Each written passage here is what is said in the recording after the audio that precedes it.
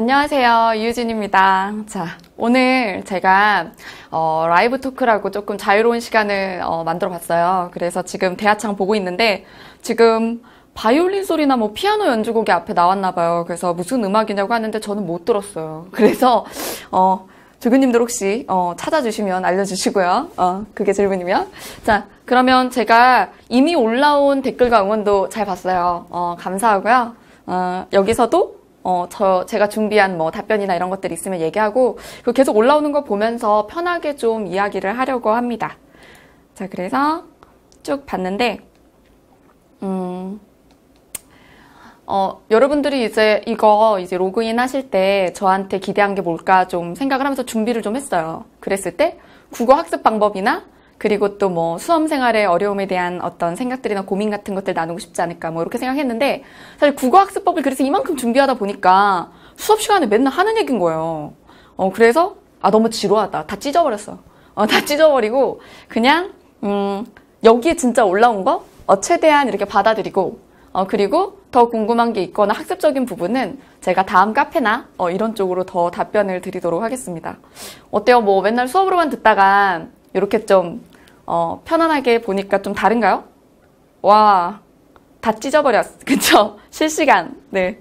사랑해요. 실물이 더 예쁜. 좀 많이 알려주세요. 실물이 낫다고. 그쵸? 예쁜까진 바라진 않아. 근데 카메라가 나를 좀 싫어해. 그래서 이제 오늘도 메이크업 바꾼 거예요. 그래서 지금 청담동에서 여기까지 오는데 2시간이 걸렸어요. 비가 왔잖아, 오늘. 그래서 이게 전문가의 손길 1시간 받은 건데 이 모양이에요. 예, 그러니까 앞으로도 강의 영상에서는 엄청 예쁜 모습은 보여주기는 어려울 것 같아요. 메이크업숍에서 저 왜 이렇게 화면이 안 나올까요? 라고 얘기했더니 턱을 넣으라고 그래가지고, 그쵸? 양악하기엔 너무 나이가 먹었어요. 자, 여기에 N수생을 위한 올인원 강의 아직 커리큘럼에 안 올라 있더라. 예, 인강에 올라올 거예요. 그래서 뭐 올인원 같은 경우는 제가 수업 듣는 친구들 좀 조사를 해보니까 아무래도 초시생보다 N수생이 좀 많은 거예요. 아무래도 초시생은 또 이렇게 누구를 듣다 보니까 그래서 편하게 얘기할게요. 예, 그래서 한 번은 이제 방황을 하고 좀 공부를 한 다음에 이제 강사가 문제가 아니다 라든가 아니면 좀 다른 걸 들어보고 싶다 혹은 요럴 때 그래서 이제 저를 선택하는 경우가 많은 것 같은데, 그래서 제가 N수생을 위해서 강좌를 좀 따로 만든 거예요. 왜냐하면 한 번 더 도전하는데 처음부터 기초 커리큘럼부터 타려고 하면 좀 화나지 않아요? 그렇죠? 네, 그래서 또 초시생보다는 수업량을 좀 줄이고 독학량을 늘리는 게 좋다는 생각이 들어서, 그래서 전범위에 대해서 대비하는 N수생을 위한 강의 좀 했고요. 네, 돈 좀 썼습니다. 네. 자, 화장에 돈 좀 썼어요. 돈 좀 쓰셨구나, 말해가지고. 맨날 쓸 수는 없고, 요럴 때만, 여러분들 호응 많이 해주시면, 자주자주 하도록 노력할게요. 칠판이 배경일 줄 알았는데, 토크쇼 했어요. 예, 토크쇼 했어요. 예, 그래서, 뒤에 이 배경도 스튜디오잖아요. 그래가지고, 뭘 입으면 제일 잘 나올까도 되게 고민 많이 했는데, 여기 원색이 막 이렇게 있는 거예요. 그래가지고, 제가 이제, 모델인 친구가 하나 있어요. 그래가지고 요 장면을 이렇게 잘라가지고 보내줬어. 야, 화면이 이렇대. 여기 스튜디오 이렇게 생겼대. 뭘 입어야 살아남냐? 이렇게 얘기를 했더니 야, 이거는 뭘 입어도 색종이 같겠다라는 답변을 받았어요. 네, 그래서 내가 그럼 검은색 입어버릴까? 그랬더니 네이비를 추천해서 그래서 이렇게 코디를 하고 왔어요. 자, 선생님 한자 범위 궁금해요. 이제 한자 비문학이 강조되는 것 같은데. 맞아요. 지금 3년치 기출을 여러분들이 이렇게 쭉 풀어보면 어떻게 다르냐 하면 독해 비중이 이제 거의 고정적으로 60점가량 먹고 들어가는 거예요. 그래서 안 나와도 55점, 그리고 많이 나오면 65점까지, 예, 비문학 독해, 문학 독해, 화법 작문까지 합치면 그 정도 점수를 가져가고요. 그 다음에 한자가 뭐 이렇게 3개, 많이 나오면 4개도 나오고, 예, 그러니까.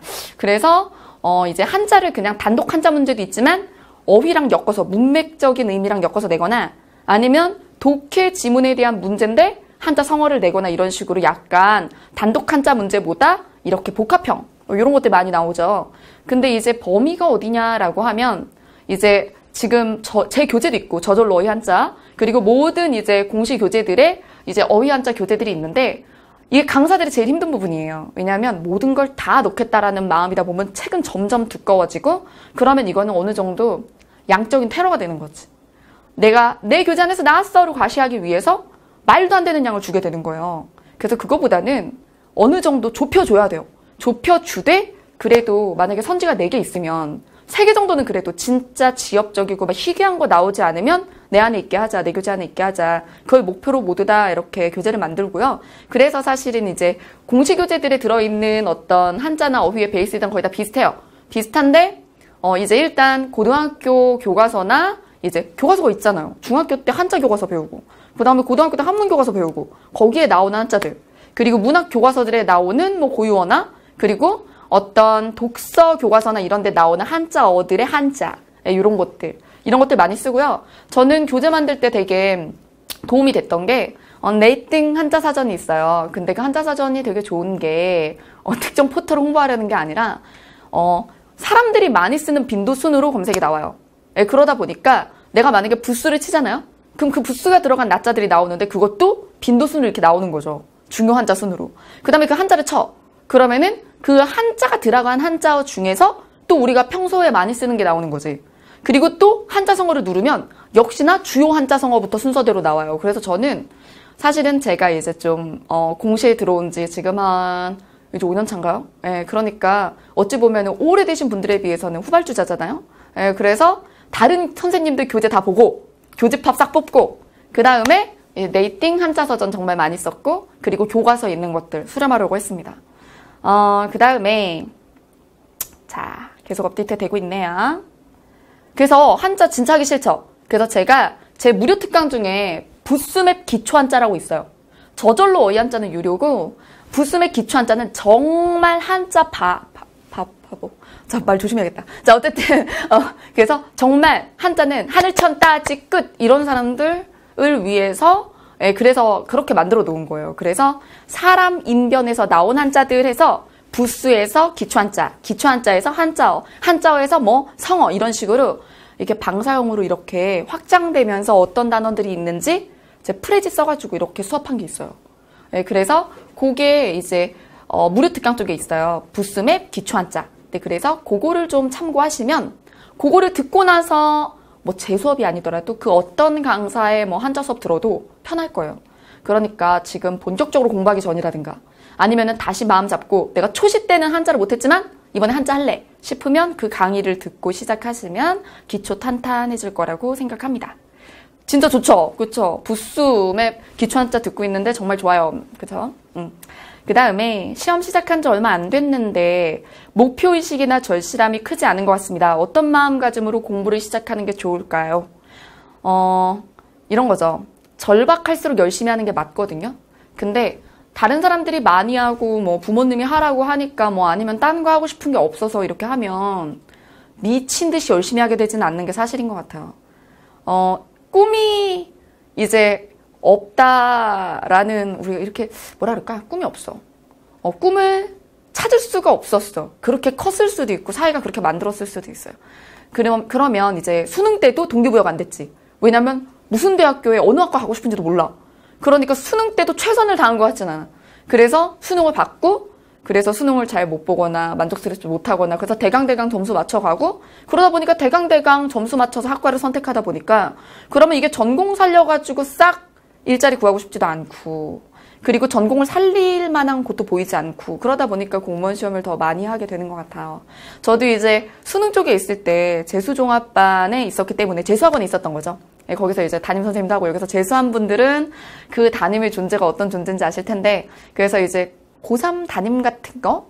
그런 역할을 하면서 재수생들과 오래 지냈죠. 근데 이제 그 친구들이 노량진에 또 오는 거예요. 다시 만나는 거예요. 그러면서 이제 그 친구들은 연락도 하죠. 반갑다고. 선생님이 여기 있더라 라든가 공무원 하려고 찾아보니까 선생님 있어. 너무 반갑다 해서 여기서 다시 또 만나요. 그러면 제가 그러죠. 야, 넌 그때 이 원서 쓸 때 그렇게 고민을 해놓고 또 이제 공무원 시험 보는 거야? 그럼 공무원 정말 하고 싶어서 그래? 무슨 직렬 보고 싶어? 그러면 뭐 딱히 할 게 없으니까 이런 답 오는 거죠. 근데 여러분 그 마음부터 바꿔야 공부할 맛이 나요. 이게 뭐냐면 자기 세뇌를 해야 되는 거예요. 자기 합리화인데 공부를 시작할 때 딱 한 번 자기 합리화하세요. 그 다음에 자기 꿈에 대해서 합리화한 다음에 그 다음에는 시험에 붙을 때까지 절대로 합리화하면 안 돼. 내 노력이나 막 오늘은 좀 피곤하니까 오늘은 좀 아프니까 오늘은 주말이니까 이런 합리화하지 말고 근데 이 시험 시작할 때는 합리화가 한번 필요한데 좀 거북스러울 수 있는데 한번 들어보세요. 내가 지금 꿈도 없이 커서 공무원 시험에 이렇게 공무원 시험을 준비하게 된대. 내 탓만 있는 건 아니라고 생각하죠. 뭐 거기에 부모님 탓도 조금 생각하고 세상 탓도 조금 생각하고 교육과정 탓도 하고 그러잖아요. 근데 그러면 맞아, 그것도 다 잘못돼 있어. 근데 내가 공무원이 돼서 좀 나은 사회를 만들려고 오글거리겠지만 끝까지 들어요. 좀 더 나은 사회를 만들어서 내 자식들은 그죠? 좀 목적성을 가지고 공부할 수 있고, 그리고 꿈꾼 거를 정말 할 수 있고, 그럴 때 되게 제약이 없고, 이런 사회를 만드는데 일조하기 위해서 내가 이걸 한다. 예.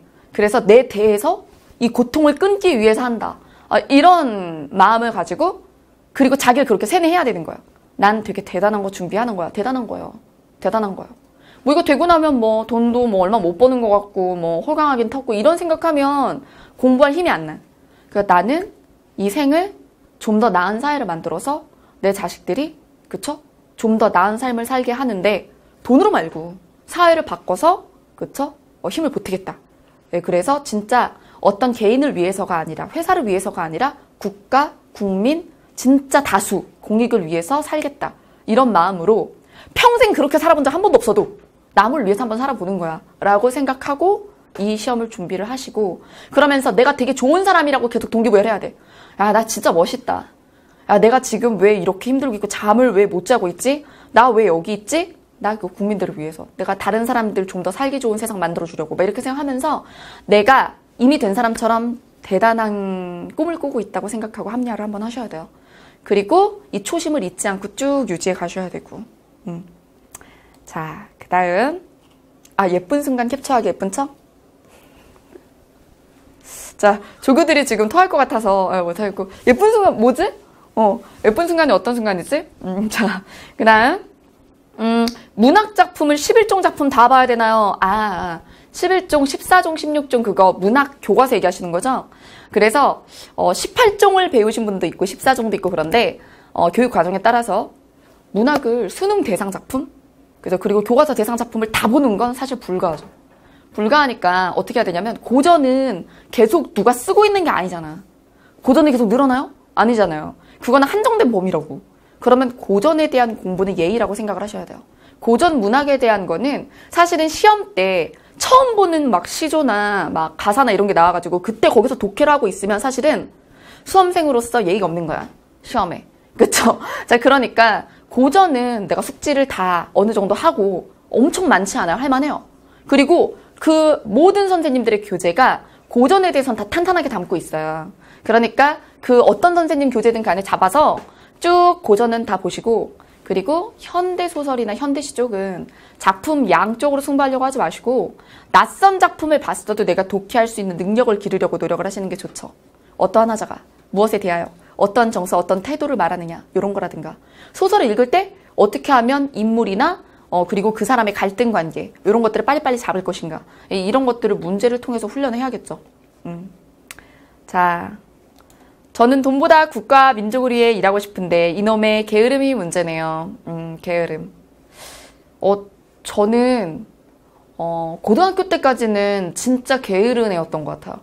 잠 진짜 많이 자서 저는 어땠냐면, 정말 사물함 있잖아요, 교실 뒤에. 그러면 사물함 위에 올라가서 잤어요. 누워서 자고 싶어서. 그래가지고 자습시간에 이럴 때에는, 자습시간 같은데 야자하면 선생님들이 이렇게 복도에 돌잖아요. 그러면 저는 제 책상 아예 뒤로 빼놓고 사물함하고 천장 사이에서 자는 거야. 사물함 열고 밟고 올라가서. 그러면 거기 숨어 있으면 못 찾으니까. 그래서 출석 체크할 때 딱 내려와 있고. 그럴 정도로 게을렀어요. 게을렀는데, 근데 일을 해야 되는 상황이 되니까 하게 되더라고요. 닥치면 다 성실하고 열심히 살게 되는 거예요. 그래서 저는 사실은 이제 수능 쪽에서건 공무원 쪽에서든 어쨌든 다른 사람을 가르치는 직업을 가지고 나서는 아플 때를 제외하고는 잘 안 아파요. 아플 때를 제외하고는 5시간 이상 안 잔 것 같아. 왜냐하면 5시간 자나 6시간 자나 7시간 자나 제 몸이 똑같은 거예요. 그래서 솔직히 진짜로 시간이 아까워서 제가 5시간만 자고 나머지를 다 일했다고 볼 순 없는데, 뭐 5시간 자고 미드를 볼지언정 예, 놀지언정, 나가 놀지언정, 친구들을 보고, 뭐, 영화를 보고 하고 놀지언정, 5시간 이상 자는 건 좀 아까워졌다고 해야 될까요? 예, 그래서 잠은 많이 안 자게 됐고, 그리고 낮잠도 안 자요. 전 진짜 순수하게 5시간 자는 거거든요? 낮잠을 자는 것 역시 신체 피로에 도움이 안 돼. 그래서 그냥 제가 봤을 때 효율적으로 낮잠은 도움이 안 되고, 그죠? 그냥 낮에 효율을 떨어뜨릴 뿐이고. 그리고 밤잠도 5시간 이상 자는 거나, 뭐 5시간, 이게 7시간, 8시간, 9시간 자는 거나, 오히려 7시간 이상 자면 좀 머리가 아픈 것 같더라고요. 그러니까, 자기가 어떤 사람은 5시간이고 어떤 사람은 6시간일 거예요. 근데, 빨리 찾아내세요. 그래서 나는 이 정도 자면 하루 종일 깨어있는데 무리가 없다. 예, 그 시간을 찾아서 그 이상 안 자려고 노력을 해야죠. 그래서 자, 사물함 안에서 잔 거야? 난 위에서 잤어. 그쵸, 자. 자, 그 다음에, 건강관리 잘하는 사람이 이 전쟁에서 유리하다. 맞아요. 저 이 질문 기다렸어요. 초시생일 때는 잘 몰라요. 왜냐하면, 한 해 정도 할 때는 사실은 몸이 막 안 좋아지고 그런 거 못 느끼거든요. 근데 이게 시험이 1년이 넘어가고 그러면, 노량진 밥 먹거나, 학교 근처 밥 먹거나, 바깥밥을 많이 먹게 되잖아요. 그리고 군것질하게 되고, 이제 면 많이 먹게 되고, 그러면 이제, 스트레스성 위염, 그리고 막 과민성 대장 띠리링, 막 이런 거 있잖아요. 그리고 막 변비, 막 이런 거. 나 이런 말 하면 안 되는 거야. 자, 어쨌든. 이런 게 오는 거예요. 그리고 허리. 자세 안 좋으니까 허리도 나가고, 목도 아프고, 그리고 막 승모근 올라오고, 맨날 굽고, 머리 아프고, 막 이런다고요. 온갖 질병이 다 생겨. 예. 자, 어쨌든. 그래서, 일단 기본은, 운동하기는 어려운 거 알아요. 저도 운동 잘 못해요. 진짜, 뭐, 요가라도 하려고 노력을 되게 했어요. 집에서라도 좀 이렇게 스트레칭이라도 하고 그러려고 그랬는데, 안 될 때 많죠. 안 될 때 많은데, 근데, 뭐, 그런 얘기? 덜 앉으려고 노력해라. 덜 앉으려고 노력해라. 지금 저 앉아서 하고 있긴 한데, 근데, 저는 얘기할 수 있는 건 수업 시간에 늘 서 있잖아요.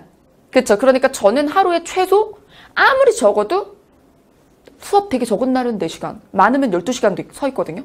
근데 여러분들이 하루에 얼마나 서 있나 생각을 해보시면 제가 운동을 따로 안 해도 기본적으로 운동량이 얼마나 다른지는 느끼실 수 있을 거예요. 그래서 사실은 저는 걷자는 사람 되게 싫어합니다. 산책 진짜 안 좋아해요. 그래서 서서 있는 직업이기 때문에 사실은 바깥에 나가면은 3보 이상 승차예요. 어쨌든 안 걸어 다닙니다. 그래서 산책하자 그러면 너나 해라. 뭐 이렇게 얘기하죠. 어쨌든 그래서 서 있는 시간을 많이 만드는 게 좋아요. 그게 자세에도 어깨도 좋고, 그죠? 허리에도 좋고, 그리고 걷는 시간도 많은 게 좋고. 그래서 뭐 지하철이나 뭐 버스나 이런 데에서 서 있으면 너무 힘들다 이 생활. 막 그러면서 짜증을 부리면서 서 있을 게 아니라 약간 몸의 근육을 느끼면서 서 있는 거예요. 중심을 잡는 거잖아. 되게 웃긴 게 사람들이 헬스장에서는 그거 중심 잡는 운동 알아요? 반원으로 생긴 거? 거기 위에 막 이렇게 흔들리는 거 이거 있잖아. 얼마 전에 막 TV에서 전현무가 하던데? 전현무 씨가. 자, 어쨌든, 자, 막 이렇게 균형 잡고 이런 거 있잖아요. 그러면 내가 그걸 하고 있다고 생각해, 헬스장에서. 전철이나 뭐 버스에서 균형 잡는 운동을 하고 있다고 생각해. 그게 그런 운동이 되는 거예요. 그러니까 자기가 때와 장소를 자기 마음대로 이렇게 상상해서 좀 바꾸는 그런 긍정 멘탈이 필요해요. 자, 그리고, 나 이것도 준비했어. 밥을 좀 먹고 다녀야 돼요. 그래서 바깥밥 먹는 걸 좀 줄이고 아침에 이걸 드세요. 보일까? 나 이거 꼭 얘기해주고 싶어서 제가 아침에 밥을 잘 못 먹으니까 가끔 먹는 건데요. 이걸 몽키 미숫가루, 몽키 바나나 이렇게 얘기하는데 이거 어떻게 만드는 거냐면 믹서기가 하나 있어야 돼. 자취해도 믹서기 하나는 어떻게 해봐. 알겠죠? 그래서 바나나 하나 넣고 뭐 아니면 반개 단맛 좋아하면 많이 넣고 그 다음에 미숫가루 그쵸? 그리고 설탕은 웬만하면 넣지 맙시다. 그죠? 이렇게 체중 불면 힘들어. 그러니까 설탕은 넣지 말고 바나나, 미숫가루, 우유 이렇게 해서 아침을 좀 먹고 다니시고 그죠? 몽키? 원숭이가 바나나 좋아하잖아요. 네, 그러니까 몽키 미숫가루라고 해서 카페에서도 많이 팔더라고. 그러니까 미숫가루에 바나나 넣고 우유 넣고 그러면 변비도 해결되고 그리고 위에도 좋고 그리고 포만감도 들고 그리고 아침에 미숫가루 먹으면 탄수화물 들어가니까 머리도 팡팡 돌아가고 자, 그 다음에 선식 비슷한 거예요. 선식 비슷하죠? 선식인데 어쨌든 선식이나 막 미숫가루에 설탕 타먹지 말고 진짜 너무 안 달아서 맛이 없다 그러면 바나나 넣고 뭐 아니면은 좀 단맛 나는 차라리 뭐 꿀이 낫지 않을까? 아니면 또 요즘에 뭐 설탕보다 나은 것들 몇 가지 나오던데 자, 그렇게 밥을 좀 드시고 다니시고요. 그 다음에 제가 아는 제 친구는 고시 준비하면서 본인이 뭘 하나 싸가지고 다녔는데 뭐 도시락을 다 싸가지고 다닐 순 없잖아요. 근데 바깥밥을 먹는데 너무 짜더래요. 짜서 속을 다 망치는 거죠. 집보다 너무 짜고 맵고 그러니까. 그래서 걔가 뭘 가지고 다녔냐면 두부를 가지고 다녔어요. 으깨 가지고. 그래서 아침에 두부를 렌즈에다 돌려가지고 으깨서 가지고 다니면서 뭐든지 그냥 이제 식당에 가서 조금 별나 보일 순 있는데 여러분 솔직히 뭐 이런 뭐 고시 식당이나 이런 데서 뭘 어떻게 먹든 내 맘 아닙니까? 그렇죠? 그러니까 남의 시선 신경 쓰지 말고 락앤락 같은 데다 두부 같은 거 싸가지고 다니면서 좀 바깥에서 짠 반찬 같은 거 덜 먹고 계속 두부랑 같이 섞어 먹는 거야. 그러면 속에 좀 좋다고 하더라고요. 자, 그 다음에 선생님 글이 자꾸 밀려서 또 써봅니다. 공부를 거의 20년 만에 해보니 안 그래도 싫어하는 국어가 이해도 안 되고 힘듭니다. 이해하고 암기하기에 너무 벅찬데 차라리 암기를 먼저 하고 이해를 할까요? 라고 얘기하셨는데 암기랑 이해는 닭과 계란, 알이 먼저냐 닭이 먼저냐 이런 관계죠. 그래서 암기하지 않으면 이해가 안 되고 이해하지 않으면 또 암기가 안 되고 뭐 이런 거거든요. 문법을 한번 예로 들어볼게요. 문법에 대해서 우리가 공부를 할 때 문법 개념어들이 다 한자잖아요. 형태소, 의문, 동화 다 이렇잖아요. 그럼 선생님들이 이걸 가지고 막 얘기를 해도 개념어를 일단 그 한자어들을 숙지하지 않은 상태라면은 그것에 대한 원리나 이런 게 들어오지가 않아요. 그러니까 일단 문법의 개념어는 이제 한자로 이렇게 의미 해석을 이렇게 들어가면서 외워야죠. 그리고 걔네들의 계층, 무엇 아래 무엇, 의문 변동 안에 교체, 뭐 축약, 뭐 첨감 이런 것들이 있다, 탈락이 있다. 이런 것들을 카테고리별로 용어들을 쫙 일단 숙지를 해야 되는 거예요. 그래야 그 다음에 이해가 가능하죠. 예. 근데 어찌 보면은 또 그 용어를 숙지할 때 뭐가 필요하고 한자어에 대한 또 이해가 필요하고 그런 거죠. 그래서 개념어에 대해서 이해하면서 외우고 그 다음에 원리 듣고 그 다음에 그것에 대한 예시 적용해보고 예외는 외우고 그러니까 암기, 이해 계속 이렇게 교차적으로 가는 거예요. 뭐를 싹 하고 나서 무엇을 한다. 이런 거는 불가능하겠죠. 자, 그 다음에 저 같은 경우 비문학은 끊어읽기로 연습하는데 고난도 지문 같은 데서 막히면 방법을 바꿔야 하나요? 끊어읽기로 연습을 한다. 뭐지 이게 무슨 뜻이지? 그러면은 짧게 영어 독해하듯이 이렇게 빗금을 친다는 얘기인가? 아니면은 글이 길면 고난도면 이렇게 중간까지 읽고 멈춘 다음에 나머지 읽고 이렇게 하프로 끊어서 읽는다는 얘기인가? 무슨 뜻이지? 질문을 좀 더 추가해서 정확히 한번 얘기해 줘 보세요. 근데 요 얘기는 할 수 있어요. 우리가 영어를 독해할 때도 끊어읽기 하잖아요. 근데 끊어읽기를 할 때 처음에는 되게 촘촘해. 끊는 게. 근데 그러다가 조금씩 끊어내는 너비가 넓어지는 거예요. 그게 실력이 늘수록 너비가 넓어지거든요. 그게 국어 독해도 마찬가지예요. 그래서 국어 독해도 이렇게 끊어가면서 읽고 있다면 그걸 우리가 어디까지 읽었는지 몰라가지고 이렇게 진행하면서 끊는 경우도 있어요. 근데 끊을 때 구간을 좀 넓히려고 노력을 해야 돼. 그래서 뭐 예를 들어 역접일 때 끊는다거나 과정일 때 끊는다거나 이게 끊는데 좀 이유가 있게 그래서 그렇게 악보에서 마디가 너무 촘촘하지 않게 이렇게 너비를 넓혀가시면 읽을 수 있는 글의 양이나 난도가 조금씩 올라갈 거라고 생각을 해요. 자, 그 다음에 빗금 치면서 한다고? 뭐 빗금 치는 게 너무 촘촘하면 문제가 되는 거예요. 왜냐하면 의미가 없잖아요. 그죠? 그래서 빗금은 아까 얘기했지만 뭐 역접일 때 아니면 과정일 때 이럴 때 우리 기억을 도와주고 문제 풀 때 빨리 돌아오기 위해서 이렇게 표지로 이정표로 찍어주는 거거든요. 그러니까 간격을 넓히고 문제풀이 요령이 부족한데 문제를 많이 풀어야 할까요? 아니면 대표적인 유형을 익혀야 할까요? 라고 했는데 여기서 문제풀이 요령이 부족하다라는 거를 판단은 어디서 했는지 일단 중요한 것 같아. 문제풀이 요령이 부족하다. 아는 문제인데 틀린다는 거지. 그러니까 틀리고 나서 보면 아는 문제라는 거 아닌가? 그렇죠? 그런 의미일 것 같아요. 문제풀이 요령이 부족하다. 요령으로 풀린 문제는 없거든 사실. 그러니까 이 말뜻은 내가 아는 문제인데 풀고 나서 보면은 틀렸더라. 이거일 거란 말이에요. 이거는 분명 이거예요. 문제를 처음에 봤을 때 이 문제가 어느 챕터에서 나오는 문제인지 모르는 거예요. 그러니까 문제를 보고 선지로 뛰어들어가는 거지. 그래서 그냥 4개를 보다 보면 이 중에 이질적인 게 하나가 보일 거라고 생각을 하는 거예요. 그러니까 사실은 원래는 문제를 봤을 때 이 문제는 뭐 독해면 뭐 배열이네 뭐 아니면은 문법이면 형태로네 품사통용이네 이런 식으로 왜 모의고사 해설 같은 거 보면 저도 모의고사 했었을 때 영역을 꼭 쓰거든요. 그래서 어느 영역에서 낸 문제다. 이거를 볼 수 있어야 되거든. 그래서 문제를 보고 그게 잡히면 그러면 내가 공부했던 그 영역의 정보들이 막 머릿속에서 소환이 되죠. 소환이 되면 문제 풀 때 그만큼 정확도가 높아지는 거예요. 자, 그 다음에 집에서 인강으로 듣고 있는데 그냥 노량진 가는 게 나을까요? 괜히 가족들한테도 예민해지는 것 같고.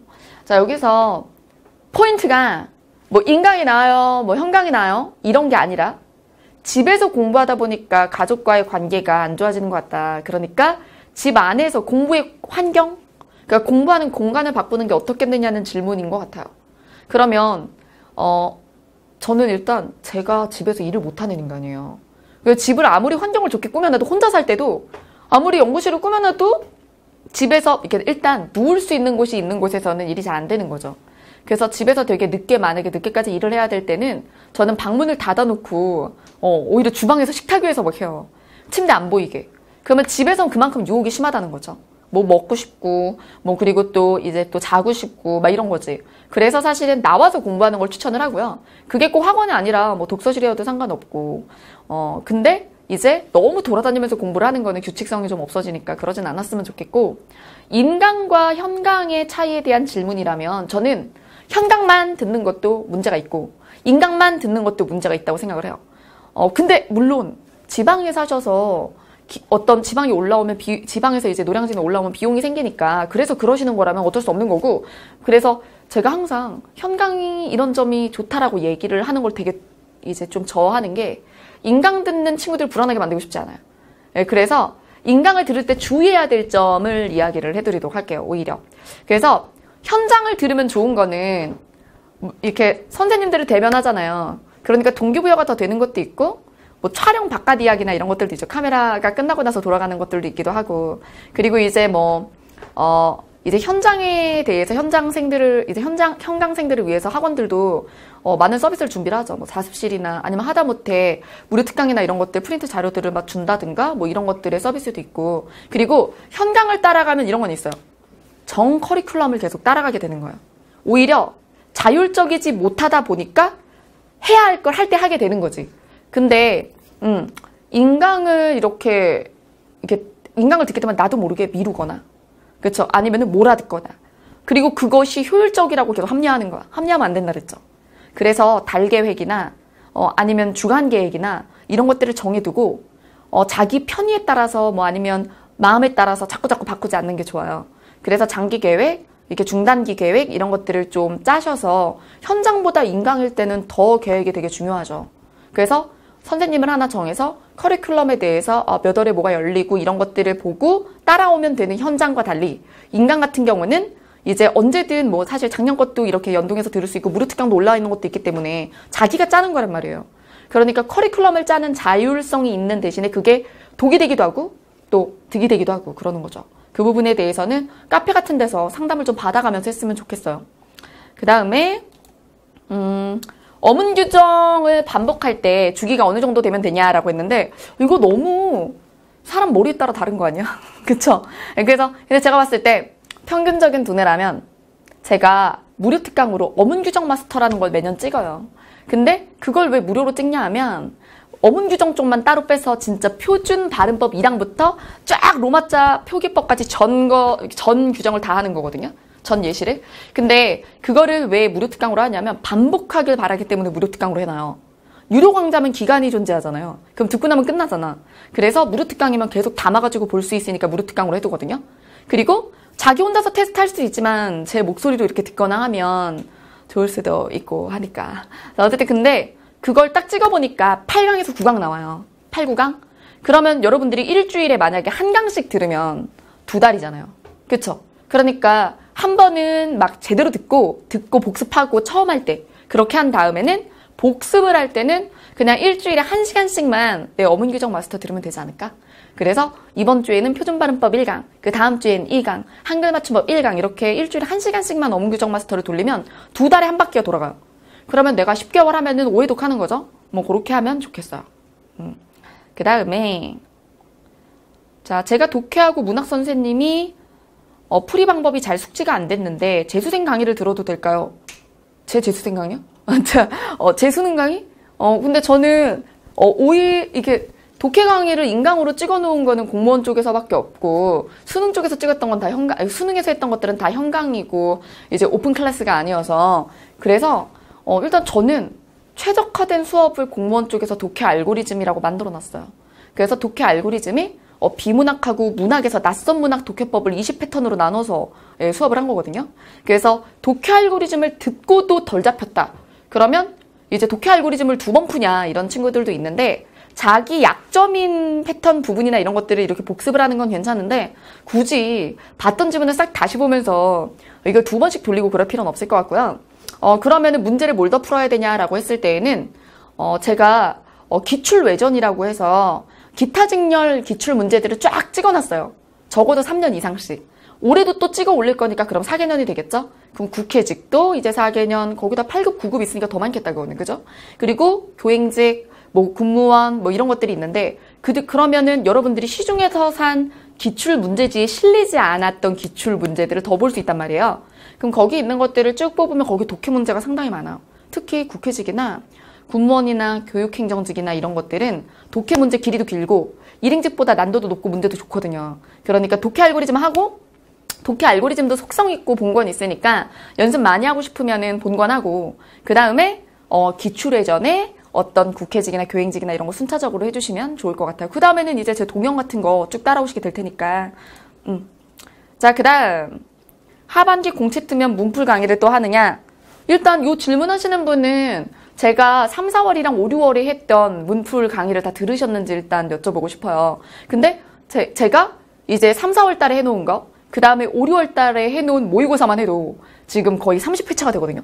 예. 근데 그 30회분을 다 듣고 더 듣겠다라는 마음이면 그러면 제가 이제 하반기 공채가 확실해지면 이제 카페를 통해서 이제 모의고사 같은 것들을 이제 다시 이제 약간씩 변형해가지고 더 올려드리거나 이럴 생각은 있는데 일단 우선은 제가 그때 가서 문풀을 개설을 하거나 아니면은 문풀 문제들을 더 이렇게 카페에 올리더라도 우선적인 거 가장 오래 엄선된 문항들은 좋은 문제들은 3, 4월, 5, 6월에 모의고사에 다 들어있어요. 좋은 문제들이.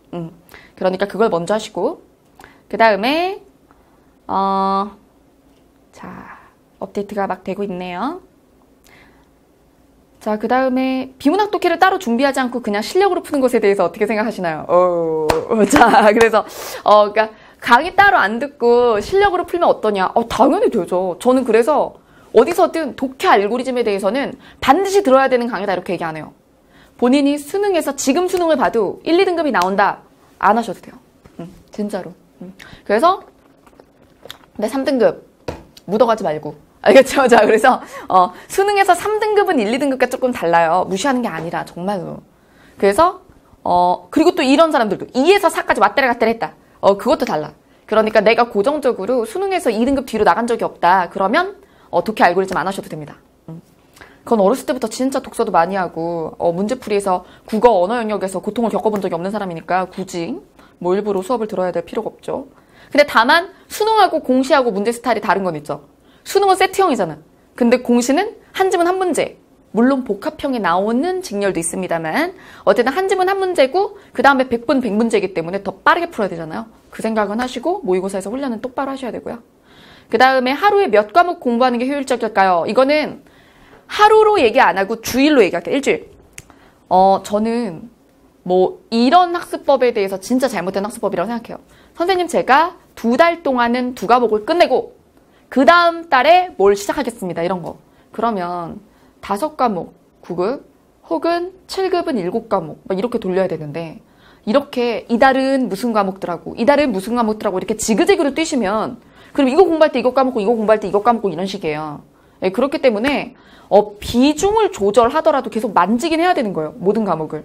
예, 그래서 수업을 이걸 집중적으로 듣고 있으면 자습에서 이거를 만져주셔야 되고 그리고 자습을 또 수업을 또 이제 반대편에 선택 과목들을 막 하고 있으면은 그러면은 자습 분량을 또 공통 과목을 늘려주셔야 되고 이런 식으로 해서 수업하고 자습으로 해서 밸런스를 맞춰주셔야 돼요. 전 과목을. 그래서 일주일에 5과목 9급이면 그리고 7급이면 7과목을 만지셔야죠. 다 만지셔야죠. 일주일에. 근데 하루에 제 생각에는 하루 종일 어떻게 한 과목을 합니까? 그러면 효율이 떨어져요. 예. 그러니까 하루에는 2과목 내지 3과목.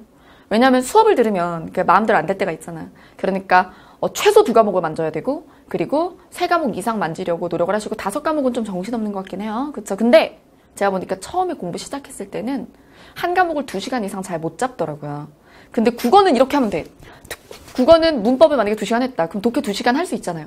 영역이 전혀 다르잖아요. 근데 다른 과목 얘기하면 안 되겠지? 그치? 자, 그래, 조심하자. 그래서 어떤 과목인데 이렇게 되게 영역이나 영역별로 공부 스타일이 막 변하지 않는 과목인데 그거를 막 3-4시간씩 하면 이렇게 하루 종일 공부하다 이렇게 효율이 떨어진다. 자, 그 다음. 그래서 처음에 공부 시작했을 땐 2시간 간격으로 바꿔주시는 게 좋은 것 같아요. 자, 이번 연도처럼 한자 원문으로 고전시가 나오는 거 어떻게 준비해야 되나요? 여러분, 이번 연도에 나온 거 구지가잖아요. 그쵸? 구지가 한문 원문으로 나오는 거 모든 선생님들이 고대가요랑 한시는 한문 원문을 옆에다 실어놨었을 거예요. 그러니까 어디까지만 하면 되냐면 한문 원문은 고대가요랑 구지가, 황조가, 그쵸? 이런 것들. 그리고 또 한시. 제가야산 독서당, 추야우중, 이런 거, 송인, 이런 것들 있죠. 요런 한시와 그리고 고대가요까지만 한자를 숙지해 두시면 됩니다. 자, 그 다음. 한자 기초도 모르는데 쓰면서 외울까요? 빨리빨리 회독하는 게 나은가요? 기초도 모르면 일단 쓰는 것보다는 빨리 읽어야죠. 빨리빨리 돌리면서 읽어야죠. 왜냐면 우리는 쓰는 서술형 시험을 보는 게 아니라 객관식 시험을 보잖아요. 물론 표기도 시험에 나와요. 표기도 시험에 나오지만 그래도 도금도 나오고 일단 도금을 모르면서 표기를 외운다는 게 말이 안 되기 때문에 일단 쓰는 거는 나중에 도금은 웬만큼 읽는다. 그러면 내가 헷갈리는 자형에 대해서 정리하자 이렇게 할 때 전 정말 한자 공부가 만약에 5단계라면 그중에 4단계쯤 됐을 때 쓰기 시작하면 돼요. 그 다음에 한자 공부 어떻게 하면 되냐고 물어봤는데 중복됐어. 그러니까 이거 녹화해서 다시 플레이 할 수 있나 모르겠지만 제가 이거 영상 달라고 해서 유튜브나 아니면은 남부고시에다 띄울 테니까 앞부분부터 쫙 들어주세요. 자, 그 다음에 여기 보면 신랑은 제 시험에 포커스를 맞춰서 따라주고 있는데 저는 막상 제대로 공부하고 있는 게 아닌 것 같아서 죄책감이 장난 아니고요. 아이한테 미안하고 주부이신가 봐요. 그죠? 그리고 지방직이 끝나고 서울시 보기도 전에 심신이 지쳤는지 완전 무너져 내려서 처음으로 링거까지 맞았습니다. 이거는 주부가 공부를 한다는 건 직장인도 마찬가지고 그냥 학생들이 나 하나 잘하면 되는 학생들이 공부하는 거랑 정말 다를 거라고 생각해요. 신랑이 아무리 도와주고 페이스에 맞춰줘도 일단 챙겨야 할 사람이나 신경 써야 될 사람 거기다 아이까지 있으시면 당연히 심적으로 부담이 진짜 크신 게 맞죠. 그거는 당연한 거고 죄책감이라고 하셨는데 죄책감이라는 것 자체가 떨어지면 어쩌지에서 나온다고 생각을 해요. 혹은 올해 잘 안 되셨어도 내년에 보실 거잖아요. 그러니까 지금 이 라이브를 듣고 계시는 건데 결국에 되면 신랑분과 아이에게 좋은 거예요. 예, 그래서 따님이나 아드님께 좋은 일이 되기 때문에 그래서 오히려 이럴 때는 죄책감으로 스트레스 받지 말고 이렇게 좀 뻔뻔해질 필요가 있어요. 왜냐면 혼자도 힘들기 때문에 좀 뻔뻔해져요. 내가 되면 신랑 그치 굶어 죽진 않는다. 그쵸? 자, 내 덕에 굶어 죽진 않아. 그쵸? 이런 거. 그리고 아이한테도 되게 일하는 엄마의 모습을 오래오래 보여줄 수 있다. 그쵸? 그리고 어느 여러 가지. 그러니까 이들을 위해서 공부하는 거잖아요. 근데 왜 죄책감까지 느껴야 돼요?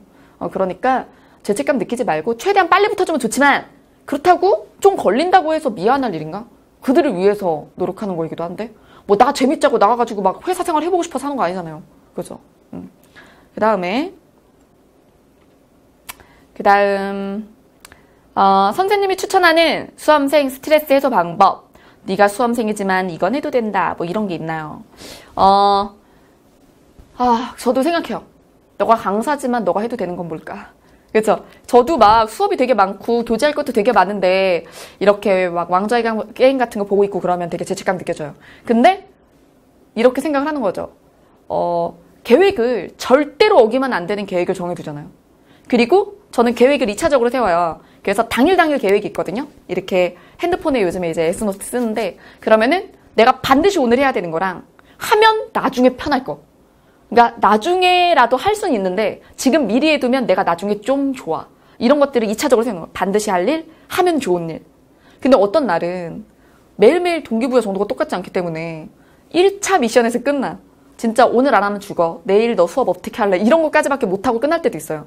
근데 어떤 날은 동기부여가 더 되고 컨디션도 좋고 그러면 미리 당겨서 해두면 좋을 일까지 할 수 있죠. 근데 1차밖에 안 했는데 진짜 너무 하기 싫잖아요? 안 해요. 저도 안 하고 야 오늘은 깔끔히 쉰다. 그리고 쉬는 게 2차적인 미션을 하는데 또 도움이 되거든요. 근데 그때 쉴 땐 진짜 잘 쉬어야 돼. 그건 뭐냐면 쉬면서 죄책감 느끼고 고민할 거면 쉬지 마요. 그렇게 할 거면. 그러니까 정말로 내가 수험생이라는 걸 내려놓고 몰입을 해서 놀 수 있는 걸로 놀거나. 근데 그게 술은 아니야. 술 마시는 사람들이 제일 놀 줄 모르는 거예요. 아, 그래서 저도 놀 줄 모르던 시기가 있었죠. 근데 그건 정말 놀 줄 모르는 거고, 저는 약간 이제 영상 콘텐츠나 이제 책이나 이런 걸 통해서 스트레스를 좀 푸는 편이에요. 그래서 남이 어떻게 사는지 보면서, 그래서 다 뭐 지지고 볶고 사네 그러면서 좀 스트레스 푼달까? 뭐 아니면은 진짜 친구들 만나서 좀 화끈하게 놀거나, 이렇게 하는 거죠. 화끈하게 놀거나. 근데 걱정을 하진 않아. 막 일을 싸가지고 가가지고 막 고민하고 막 이거 해야 되는데 막 이러면서 이런 스타일은 아니에요. 여러분들도 그러셨으면 좋겠는데 그게 잦으면 안 돼. 역시나 합리화하면 안 된다는 거죠. 제가 그랬죠. 1차 미션까지 하고라니까요. 1차 미션까지 하고 미리 해두면 좋을 것 이거를 둔 다음에 걔를 좀 미룬 것에 대해서는 죄책감 갖지 말고 화끈하게 노는 날도 있을 수 있는 거죠. 근데 술은 아니에요. 왜냐면 술은 다음날을 망치기 때문이에요. 그거는 컨디션을 망치기 때문에 그거는 하루 놀고 끝나는 게 아니야. 그리고 차라리 이제 술을 마시는 것보다는 술자리 같은 느낌을 주는 그런 뭐가 있을까? 없어? 진짜 없구나. 그래 좋아. 그럼 술을 추천해 줄게. 자 그러면 제가 혼자 이제 있으면서 학원 근처에서 막 자취하고 그러면서 뭐 요즘엔 아니지만 예전에 이제 학원 근처에서 오피스텔에서 혼자 살 때 일은 쌓여 있으니까 사람을 불러서 놀 수도 없는 거예요. 일은 하는데 너무 알코올이 당겨. 근데 지금은 안 마셔요. 제가 30대 되면서 술은 끊었습니다. 어쨌든 근데 20대 때는 그래서 집에서 뭘 먹었냐면 깔루아 밀크를 만들어 먹었어요. 제가 만들어 먹었어요. 왜냐면 처음엔 캔맥주를 먹었어요. 근데 배가 부른 거죠. 그래서 너무 배가 부르고 맥주 먹고 나면 그냥 더부룩하고 속도 안 좋고 그래서 이게 깔루아라고 마트 가면 팔아요. 그래서 깔루아는 약간 커피랑 코코아 베이스 이렇게예요. 그러면 그 깔루아에다가 우유를 타면 약간 커피 우유 같은 맛이 나는데 근데 알코올 도수는 살짝 있게 되는 거죠. 근데 그게 취할 정도는 아니라서 내가 알코올만이 주는 약간 그런 소울 있잖아. 그래서 나는 힐링하고 있어 라는 세뇌를 또 하는 거지. 근데 사실은 공부를 하면서도 마실 수 있어. 이거 되게 좋은 추천 아닌 것 같기도 하다. 절제를 못하면 안 되고 그쵸? 그 주종 조심하시고 딱 한 잔만 먹어야지. 이렇게 머그컵에다가 딱 한 잔만 먹어야지. 이거를 또 술잔에 먹으면 또 느낌 나서 안 돼. 그럼 계속 먹게 된다고? 그러니까 커피 마시듯이 내가 살짝 느낌만. 이게 맛은 편의점에서 파는 머드쉐이크 있죠. 그런 되게 비슷해요. 그래서 깔루아를 사면 아마 한 38,000원? 4만원 이렇게 할 거예요. 그러면 1년 동안 먹을 수 있어요. 왜냐면 조금씩 섞어서 먹는 거라서. 미도리 샤워가 좋대. 미치겠다. 미도리 샤워를 집에서 만들어 먹는다고? 완전 그러면은 말도 안 되는 주당인데. 자, 집에서 뭐 양주도 막 이렇게 있고 그런 거야? 물론 아까 제가 얘기한 깔루아에도 보드카를 타면 블랙 러시안이 되긴 해요. 자, 근데 그러면 안 된다는 거지. 왜냐하면 혼자 마시는 술이 진짜 무서워요. 금방 알중됩니다. 자, 그 다음. 선생님은 술을 잘 못 드실 것 같은데 주량이 어떠신가요? 제가 그랬잖아요. 30대 돼서는 술을 끝나서 주량을 잘 모르겠다고. 근데 예전에는 20대 때는 주량은 어떤 게 좋아? 뭐가 기준이에요? 필름 끊기는 게 기준이에요? 아니면 토하는 게 기준이야? 필름이 기준이야? 그럼 못 세지 않아? 필름이 끊길 정도면 몇 병인지 못 세는 거 아니야? 그건 좀 어려운 것 같다. 주종에 따라 다르고 저는 발효주를 잘 못 먹었어요. 오히려 발효주를 먹으면 더 취하고 그래서 소주파였어요. 그 다음에 우리 그런 것도 있어요. 친구들이 다 술을 잘 마셔요. 그래가지고 이게 술을 마시다가 창피해서 중간에 치워달라고 병을 이렇게 여자애들끼리 술을 셋이서 먹는데 술병이 막 이렇게 너무 나래비가 이렇게 쌓이니까 그래가지고 요거 조금 이렇게 좀 치워주세요. 그리고 새로 시작하는 것처럼 이렇게 시작하고 그랬지. 근데 끊었어요. 20대 때 간을 다 썼습니다. 플래너에 꼭 필요한 것만 기입하고 싶은데 중요한 포인트가 뭡니까? 플래너에 꼭 넣어야 될 거는 제가 제 이제 카페 가면 제 카페에다가 카페는 검색창 있잖아요. 거기다가 수험생이라면 최소한 뭐 아니면 시간 관리 이렇게 치면 칼럼이 하나 나와요. 거기에서 제가 플래너 쓰는 법도 칼럼을 써놨어요. 그래서 제가 법률저널에서 지금 3년 넘게 칼럼 쓰고 있거든요. 그래서 예전에는 그런 학습 심리나 학습법에 대해서 지금 이렇게 이야기하는 것 같은 것들, 이런 것들에 대해서 칼럼을 썼었고, 요즘에는 국어사와 국사의 입맞춤이라고 해서 제가 국어국문학하고 역사하고 복전이거든요. 그래서 이제 제자들이랑 같이 해가지고 국사랑 국어를 어떻게 한 번에 공부할 수 없을까? 문학. 그래서 시대순으로 이제 문학사랑 한국사랑 엮어가지고 지금 칼럼 쓰고 있어요. 법률저널에 관심 가져주시고. 자, 이 질문으로 돌아와서 거기에 플래너 쓰는 법도 제가 적어놓은 칼럼이 있어요. 근데 중요한 건 이거예요. 일단 내가 마음대로 움직일 수 있는 시간이랑 고정된 시간을 일단 분리를 해야 돼요. 그래서 플래너를 일주일에 한눈에 보이는 플래너를 준비를 하시고 거기에 제가 플래너 양식도 넣어놨어요. 출력해서 쓰시면 되거든요. A4 한 장에 월요일부터 금요일까지 다 들어가요. 이제 또 현장 오시면 제가 또 제 플래너 드립니다. 제 얼굴 막 박혀 있어요. 자, 앞장 뜯고 쓰기만 해. 그치? 자, 그래서 이렇게 가슴에 이렇게 내 얼굴 보이게 들고 다니란 말이야. 알았죠? 자, 어쨌든 줄 테니까, 이제 걸어 다니는 광고 해줘야 돼. 자, 그러면 거기에 어떻게 하냐면 수업, 혹은 내가 인강, 내가 픽스 해놓는 거예요. 이거는 수업이니까 마음대로 움직일 수 없고, 내가 이때는 이 인강을 듣기로 마음을 먹었고 절대로 바꾸지 않을 거야. 그럼 그거는 컴사로 이렇게 딱 굵게 테두리를 치는 거지. 그거는 픽스된 시간이야. 그럼 거기에서 무슨 수업을 듣는지를 쭉. 그리고 거기에 숙제나 예습해야 될 사항이나 그런 것들을 적어둘 수 있죠. 그거는 수업에 대한 거인 거예요. 그 다음에 이제 남는 칸이 숙제에 대해서 그 수업에 대해서 내가 추가적으로 더 공부를 하거나 아니면 자습으로 내 약점 때문에 더 가는 거? 그런 것들을 이제 이거는 조금 자유롭게 칸에다가 쓰는 거예요. 그 다음에 일주일이잖아요. 일주일이면 월, 화, 수 정도 진행한 다음에 목, 금, 토, 일에 이제 스케줄을 중간 정도에서 이렇게 정정할 수 있어요. 근데 그러다 보면 이제 밀리는 게 보인단 말이야. 내가 월화수에서 처리를 못 해가지고 뒤로 밀리는 것들이 보이면 수, 목, 금이라도 똑바로 살 수 있어요. 그렇죠? 그 다음에 수, 목, 금 하다가 더 밀려 그러면 주말에 노는 걸 자제할 수 있어요. 그래서 일주일이 한눈에 보이는 플래너 필요하고 그리고 픽스된 시간과 그 자율적으로 돌아가는 시간 그리고 시간으로만 계획을 짜지도 말고 분량으로만 계획을 짜지도 말아요. 시간과 분량을 같이 넣으세요. 그리고 왜냐면 분량만 넣으면 나도 모르게 날림으로 공부를 하게 돼요. 그 시간만 넣잖아? 그럼 그냥 그 책을 펴놓고 누워있으면 그냥 되는 거라고 생각하는 거지. 자, 그 다음 국어는 강의 듣는 시간을 포함해서 하루에 몇 시간 정도 공부해야 되나요? 최대한. 근데 여러분 국어만 하는 게 아니잖아요.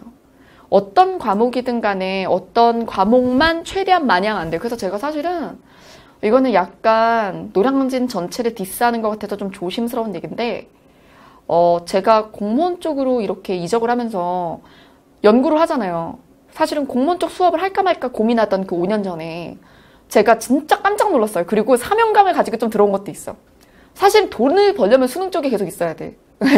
근데 아직 그리고 제가 공무원 쪽 넘어오기에는 아직 쌩쌩한 그죠? 그래서 근데 이제 돈을 떠나서 약간 저는 약간 공시 쪽의 커리큘럼을 들어 엎어버리고 싶은 생각이 좀 있었어요. 근데 그러려면 신뢰도가 쌓여야 되는 거지. 인지도가 쌓이고 신뢰도가 쌓여야 그래서 누구 아니면 이유진 할 정도로 이렇게 신뢰도가 쌓여서 왜 그런 거 있잖아요. 다들 좋다라고 이야기하는 것 말고 나는 좀 이런 스타일이 좋아서 다른 걸 고른다면 적어도 이유진이 돼야 되겠다. 이렇게 생각하고 들어왔거든요. 그때 제일 중요한 건 커리큘럼에 절대 1년 동안 국어를 위해서 듣는 강의량의 수술 그거를 다 드러내는 거예요. 사실은 5과목을 보는데 그러면은 사실은 제가 국어로서 25점 담당이잖아요. 그렇죠? 100점 중에. 그러면 그만큼의 수업 이상을 넘치는 건 무조건 다른 과목에 피해를 입히는 거다. 다른 과목의 강사가 아니라 그 아이의 학습에. 그래서 사실은 강사들이 죄책감을 가져야 되는 게 뭐냐면 선생님 국어는 엄청 잘 봤는데 다른 과목을 예를 들어 저한테 만약에 어떤 학생이 1년 내내 대수업을 들었어요. 막 선생님 팬이에요 막 이러면서 막 그랬는데 근데 선생님 올해 제가 안 됐어요. 근데 국어는 100점 맞았어요. 국어는 뭐 90점이 넘었는데 다른 과목이 뭐 꽈락이에요 이러면 저는 그 사람한테 미안해야 된다고 생각을 해요. 네. 제 강의량이 지나치게 너무 많아서 그래서 이 친구가 그 공부를 할 시간을 내지 못했다. 이렇게 생각을 해야 되거든요. 근데 여러분들이 지금 하나씩 선생님들을 선택했을 거 아니에요. 1년 총 강의량을 한번 계산을 해보세요. 그게 1년 내에 끝나는 강의량인가. 네, 그래서 저는 진짜로 하루에 수업을 8시간 이상 듣는 건 초시생은 수업을 많이 들을 수 있어. 그리고 많이 듣는 게 나아. 초시생은. 왜냐하면 혼자 공부하는 것보다 무조건 선생님 수업 듣는 게 효율이 높을 때예요. 초시는. 근데 제시는 그렇지 않을 수 있고. 그러면 초시생일 때는 사실은 수업을 8시간, 12시간은 못 들어. 그거는 아예 복습도 안 되고 그러면. 그러니까 4시간에서 8시간 듣는 거예요. 근데 그렇게 계산을 해서 일주일에 5일 들었다. 여러분 이틀 쉬는 거 아니고요. 공부해야죠. 주말에는 이제 그것에 대해 자습하란 얘기지. 회사원이야? 주말에 쉬고 그러게? 그건 아니고. 자, 어쨌든 그래서 5일을 강의를 듣는다. 그러면 맥시멈 들었을 때 그럼 5, 8에 40이잖아요. 일주일에 40시간. 그러면 4, 4, 160. 한 달에 160이죠. 그러면 한 달 동안 160시간이잖아요. 강의가. 그럼 그걸 5등분을 해. 그러면은 어떻게 되는 거예요? 나 어려워. 어떻게 도와줘? 32? 그래, 좋아. 자, 그러면 32시간이잖아요. 그럼 내가 쏟아내는 모든 강의를 중복하지 않고 들었을 때 한 달에 강의량이 막 그거를 넘치면 그죠? 안 된다는 거지. 그쵸? 그래서 사실은 종합반 할 때 일주일에 6시간씩 해요. 예, 국어를. 그러면 6, 4, 24죠. 그러면 조금 더 들을 수 있으니까 제가 종합반 때 들었으면 좋겠는 무료 특강 같은 것들을 조금 더 추천을 해요. 예, 그렇게 해서 32시간 넘지 않게 저는 계속 그렇게 하거든요. 대신 그렇게 해줄 테니까 1년 동안 수업을 쉬는 기간을 만들지 말라는 거예요. 수업 많이 안 들어도 되니까 쭉 1년 동안 국어를 일주일에 하루라도 계속 수업을 진행을 하라는 거지. 진도를 빼라는 거예요. 근데 제가 2달 동안은 특정 과목 얘기하지 말까? 어쨌든 무엇이랑 무엇 하느라 국어를 아예 못했어요. 손을 놨어요. 이런 얘기를 하지 말라는 거지. 그쵸? 그러니까 저랑 만약에 갈 거면 약속을 해요. 1년 동안 강의에 대해서는 내가 하루 이상 달라고 절대 안 해. 그러니까 하루라는 거는 예를 들어 인강으로 들을 때는 4시간 내지 좀 많은 때에도 8시간 이상 절대 안 나온단 말이에요. 그러니까 그 강의량만 꾸준히 들어주면 된다고. 근데 이렇게 집 나갔다 돌아오지 말란 얘기예요. 까먹고 돌아오지 말란 말이에요. 그럼 책임 못 져.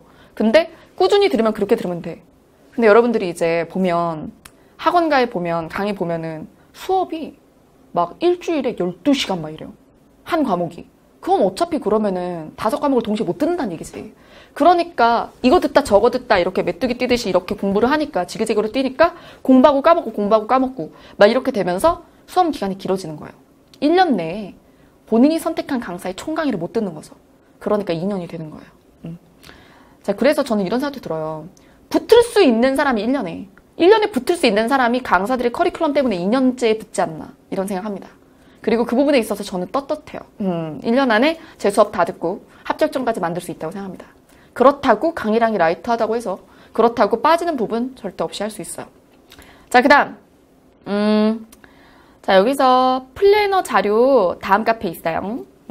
그 다음에 라이브 꿀잼 정말 자, 노잼일까봐 진짜 걱정했는데 좀 내려놓고 하기로 했어요.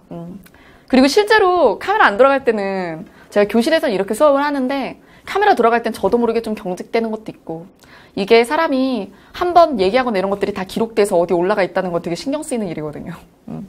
그 다음에 네 50분 지났네? 진짜 장난 아니다. 순삭인데 순삭? 나도 아쉬울 것 같아. 자, 그 다음에 국어가 효자 과목이라고 생각했는데 이번에 어휘의 결과가 너무 안 좋았습니다. 역시 질문이 옛날에는 막 수능 쪽에서 안 배웠으니까 문법 규정 어떻게 이런 질문이 많이 나왔거든요. 근데 요즘에는 역시 독해, 한자, 어휘 이쪽이네. 근데 어휘 역시 그래요. 어휘도 나는 이 질문이 제일 싫어 사실은. 저절로 어휘 한자 재책을 가지고 선생님 이것만 하면 돼요? 막 이런 친구들. 그럼 내가 뭐라 그러냐면 그거 다 하고 얘기해. 이렇게 얘기하거든요. 근데 그거 다 하고 문제를 풀어보면 왜 사실 그 밖에 있는 게 나올 수도 있죠. 진짜 특이한 단어 내면 그거는 진짜 귀신도 못 맞추는 거야. 그리고 그 단어 저는 가지고 있었습니다 라고 강사가 막 그래도 그거요. 알고 예측한 게 아니에요. 운이 겁나 좋았던 거야. 나도 그럴 때 있었거든. 한자나 이런 것들 진짜 특이한 거 맞춘 적 있었는데 난 그건 생생 안 냈어. 왜냐하면 생생 냈나? 그런 적 있나? 조금 냈어. 근데 난 그때 그렇게 얘기했다. 나 운이 좋았다고? 그치? 그걸 누가 어떻게 알아요? 그냥 진짜 소가 뒷걸음질 치다가 그냥 밟는 거지. 근데 이렇게 하는 거예요. 최대한 범위를 잘 정해보는 거지.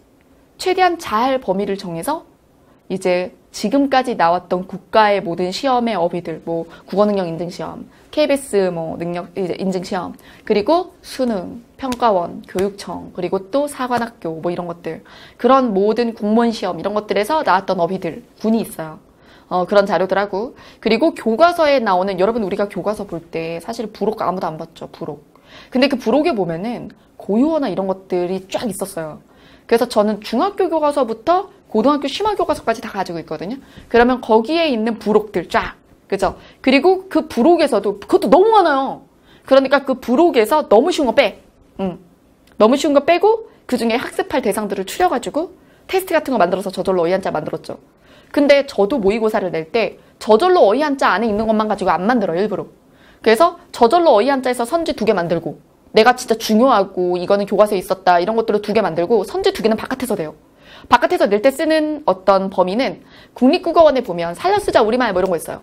그리고 사람들이 막 올려. 이 단어는 무슨 뜻인가요? 막 그러면은 거기에서 나오더라고. 그래서 국립국어원에서 또 다달이나 이렇게 분기별로 나오는, 집에서 시켜봐요. 잡지 있어요. 예. 그래서 그런 것들 보고, 근데 그거를 이제 수험생들이 할 수는 없잖아요. 근데 그거는 강사들이 할 일이 되는 거죠. 그 다음에 V앱 보는 느낌. V앱이 뭐지? 막 연예인들 나오는 거야? 맞아? 그 다음에 자, 7급 마무리 어떻게 됩니까? 9급 보니 점점 범위가 넓어지는 것 같아요 라고 했는데, 사실은 9급에 한 문을 얹은 게 7급이에요. 근데 작년에 국가직 7급은 진짜 한자 너무 많이 나왔어요. 근데 어려웠냐?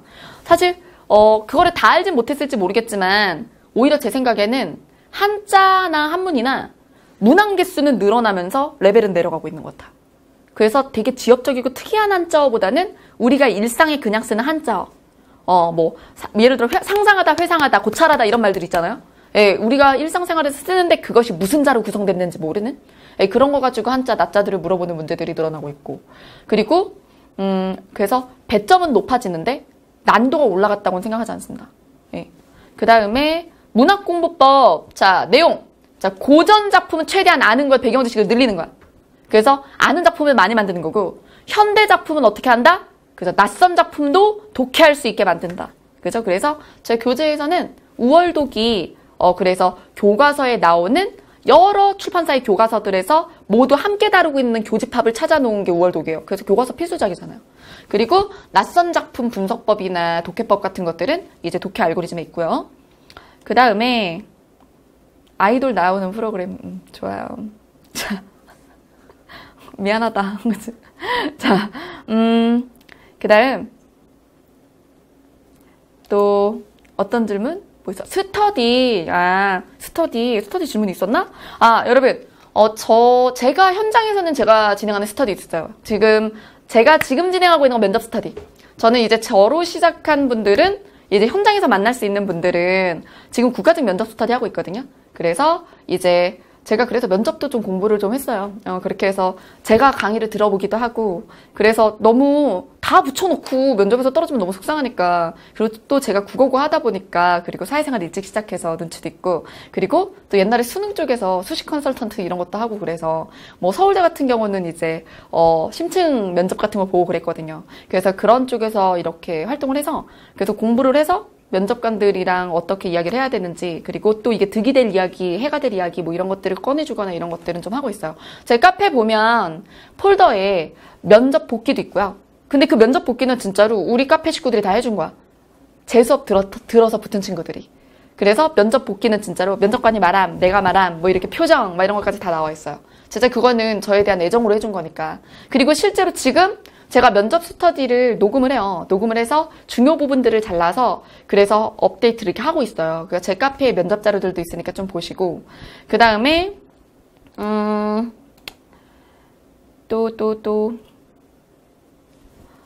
스터디. 그래, 좋아. 얘기하다 말았다. 자, 면접 스터디는 그렇게 하고 있고요. 공부 스터디는, 자, 제가 스터디에 대해서는, 자, 이거 질문 들어올 것 같아서 준비했어요. 자, 보여요? 이거를, 되게 과학기술이 발전한 사회지만 이렇게 딱 뿅 하고 나오면 좋은데, 여기가 뭐, M 땡땡이나 K 땡땡, S 땡땡은 아니니까. 그쵸? 자, 여기 보면, 지금 스터디 사진 보이죠? 여기 보면 나 앞으로 가면 좀 너무해? 움직이지 마? 알았어. 자, 나 다가가려고 그랬는데 그러지 말라고. 자, 왜 가까이 가면 더 예뻐 보일 수도 있잖아. 아니야? 알았어. 자, 딱 좋아 이게. 자, 여러분 여기 보면 자, 설명해 드릴게요. 나쁜 스터디. 나쁜 스터디는 서로 소통을 다 해요. 그러면서 여기 술병도 날아다니고 하트도 막 날아다니고 그래요. 자, 그래서 나쁜 스터디는 어떤 스터디냐면 제가 여기 노량진에 맥도날드 있어요. 거기 가면은 스터디 진짜 많이 해. 예, 그래서 이제 노량진 처음 오시는 분들은 이제 패스트푸드점 이런 데 가면은 깜짝 놀라죠. 어우, 막 진짜 공부를 모여서 막 삼삼오오 하고 있는 거야. 근데 이렇게 앉아서 보면 저도 가끔 있거든요. 이렇게 앉아서 보면 아, 저 스터디 오래 못 가겠다. 그런 거 그냥 바로 보이죠. 왜냐하면 이야기할 때 일단 전 기본적으로 반말을 서로 하고 있어. 반말을 서로 하고 있고 테스트를 보고 이야기하는데 사람이 너무 많거나 그러면 그 스터디는 오래 못 갈 스터디죠. 건강하지 못하고. 그래서 스터디를 할 때 제가 주의해야 될 점을 좀 준비를 해봤어요. 좋은 스터디를 위한 원칙. 1. 지금 스터디하는 사람들 다 같이 들어와 있으면 꼭 이거 얘기해줘야 돼요. 그리고 스터디하는 사람 중에 지금 스터디하고 있어. 근데 들어와 있으면 빨리 들어오라고 하거나 얼마 안 남았다. 30분 남았네. 근데 아니면 자기가 잘 들어뒀다가 꼭 정해주고 그리고 야 우리 뭐 이유진 쌤이 그랬는데 그래서 이런 점들이 문제인 것 같다. 수술 좀 하자 스터디. 이렇게 해서 다시 새로운 마음으로 시작했으면 좋겠어요. 좋은 스터디를 위한 원칙이 좋은 스터디는 정해진 기간이 있으며 목표 범위가 있다. 그래서 예를 들어 6주 동안 어문 규정을 작살낸다 라든가 뭐 또 4주 동안 누구 교재를 뭘 문프로 다 푼다 뭐 이런 거. 그래서 기간, 만나는 횟수 그리고 범위가 있고 범위가 끝나면 다음 범위를 정하거나 해산이야. 무조건 모여서 그냥 들러붙어서 공부하면 안 돼요. 자, 그 다음에 좋은 스터디의 인원은 4인입니다. 여러분 이거는 뭐 4인을 넘지 않습니다나 4인보다 이렇게 4인보다 많아야 됩니다. 이게 아니에요. 딱 4인이에요. 왜냐하면 이게 딱 어떤 상징적인 숫자냐면 기분 나쁜 숫자야? 자, 근데 이 4명이 이 중에 하나라도 빠져도 할 수는 있어. 스터디를. 그러니까 한 명이 안 왔다고 오늘 스터디 그냥 하지 말죠. 이건 안 하게 되잖아요. 그러면서 또 안 온 사람이 적당히 죄책감이 드는 안 온 사람이 적당히 죄책감이 드는 인원인 거죠. 그래서 4인인 게 좋고 그 다음에 좋은 스터디의 장소와 시간 일치합니다. 항상 똑같습니다. 그러니까 좋은 스터디는 여기저기 이렇게 돌아다니지 않아요. 장소와 시간이 확정되어 있고 시간도 움직이지 않아. 그리고 만약에 늘 다니던 스터디 장소에 문제가 생기면 어디에서 모이자는 2차 장소도 미리 정해놔야 돼요. 그 다음에 또 좋은 스터디는 이게 제일 중요해. 모였을 때만 소통을 하고 모이지 않았을 때는 스터디 장에게만 하는 거죠. 연락을.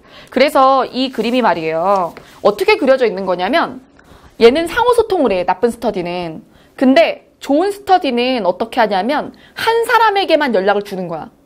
저 오늘 못 가요 라든가 오늘 제가 담당할 파트는 이 파트입니다. 이것 좀 복사 좀 해서 와주세요. 이런 얘기를 한 사람에게만 해야 된다는 거지.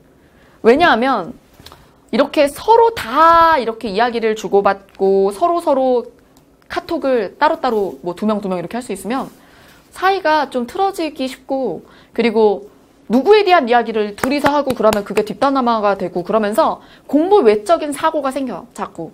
그러니까 스터디만을 위해서 스터디 장과만 대화를 하고 사실은 단톡방이 좋다고 생각해요. 그래서 쓸데없는 소리 안 하는 게 좋죠. 그리고 단톡방 이외에 서로 이제 톡방을 만들지 않는 걸 이제 원칙으로 삼고 그러지 않도록 합니다. 그리고 서로 존대하세요. 좋은 스터디는 서로에 대한 거리를 지킵니다. 반말하고 친해지니까 싹 트지 말아야 될 감정도 싹 트고 그러는 겁니다. 싸우고 막. 그러니까 예의 바르게. 그래서 실제로 제 종합반에 있는 친구들은 제가 사실은 시작할 때 이런 얘기 다 하거든요. 그래가지고 종합반 끝날 때 이렇게 스터디 따주고 이렇게 해요. 그러면은 진짜 땡땡님이라고 불러요. 영준님, 뭐 성희님, 성희씨 이렇게 부르고 님씨 이렇게 부르거든요. 아름답지 않습니까? 그렇죠. 오빠 이런 거 하지 마. 저 오빠야. 그렇죠. 엄마가 안 낳아줬는데. 자, 그 다음에 되게 오빠 쉽게 해. 그렇죠. 장난이에요. 자, 그 다음 국어 기출문제는 어떤 식으로 푸는 게 좋나요? 이거 되게 중요한 질문이네.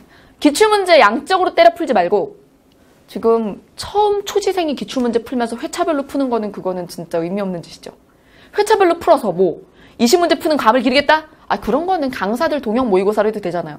그죠? 그러니까 기출문제를 가지고는 만약에 기출문제 사실 때는 영역별로 분류가 돼 있거나 예, 그렇게 유사 문제나 유사 단원의 문제들이 모여있는 교재를 사시는 게 좋고요.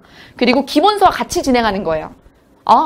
그러니까 기본서를 공부하는 단계에 진행한다는 게 아니라 이론을 다 하고 기출로 들어갔을 때 항상 기본서를 옆에 두고 기출문제를 풀면서 이 기출문제 풀고 이 부분에 이론 읽고 이 기출문제 풀고 이 부분에 기초 읽고 이렇게.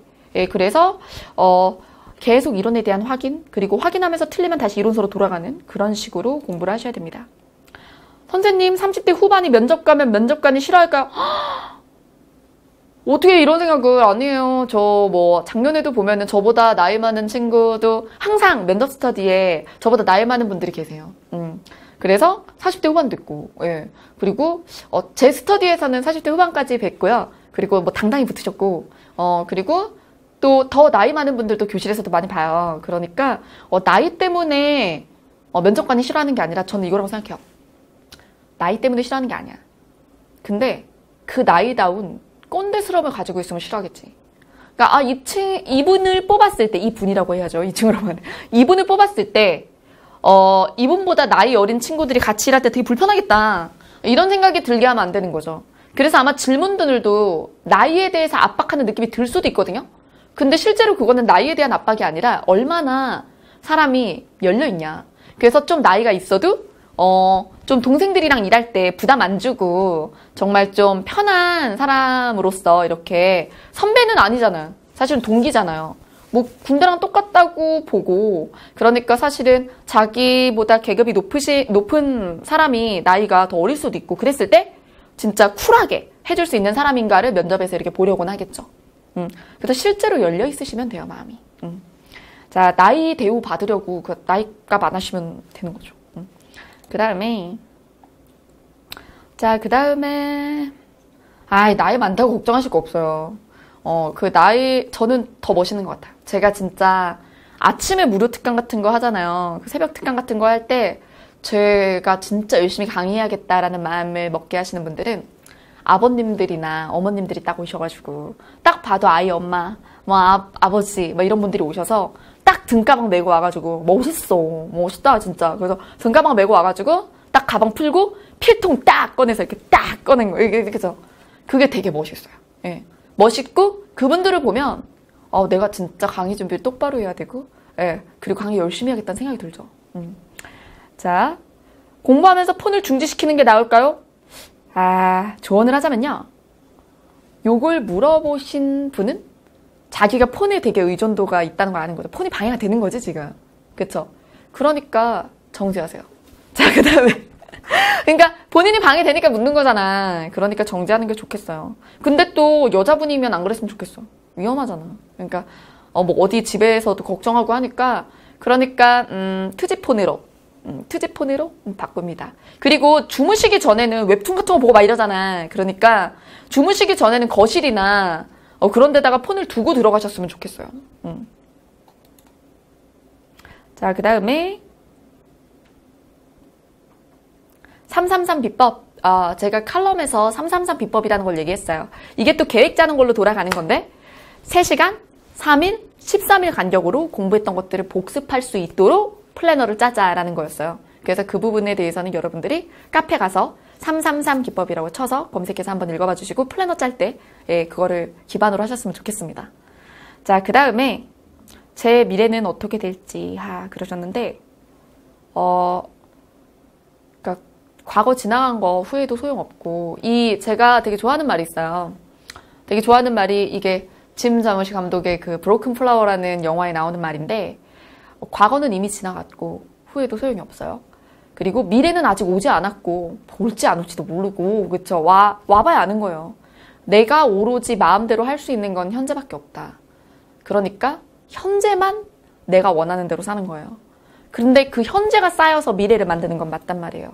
그러면 이 질문을 드리고 싶어요. 지금 현실이 마음에 드는가?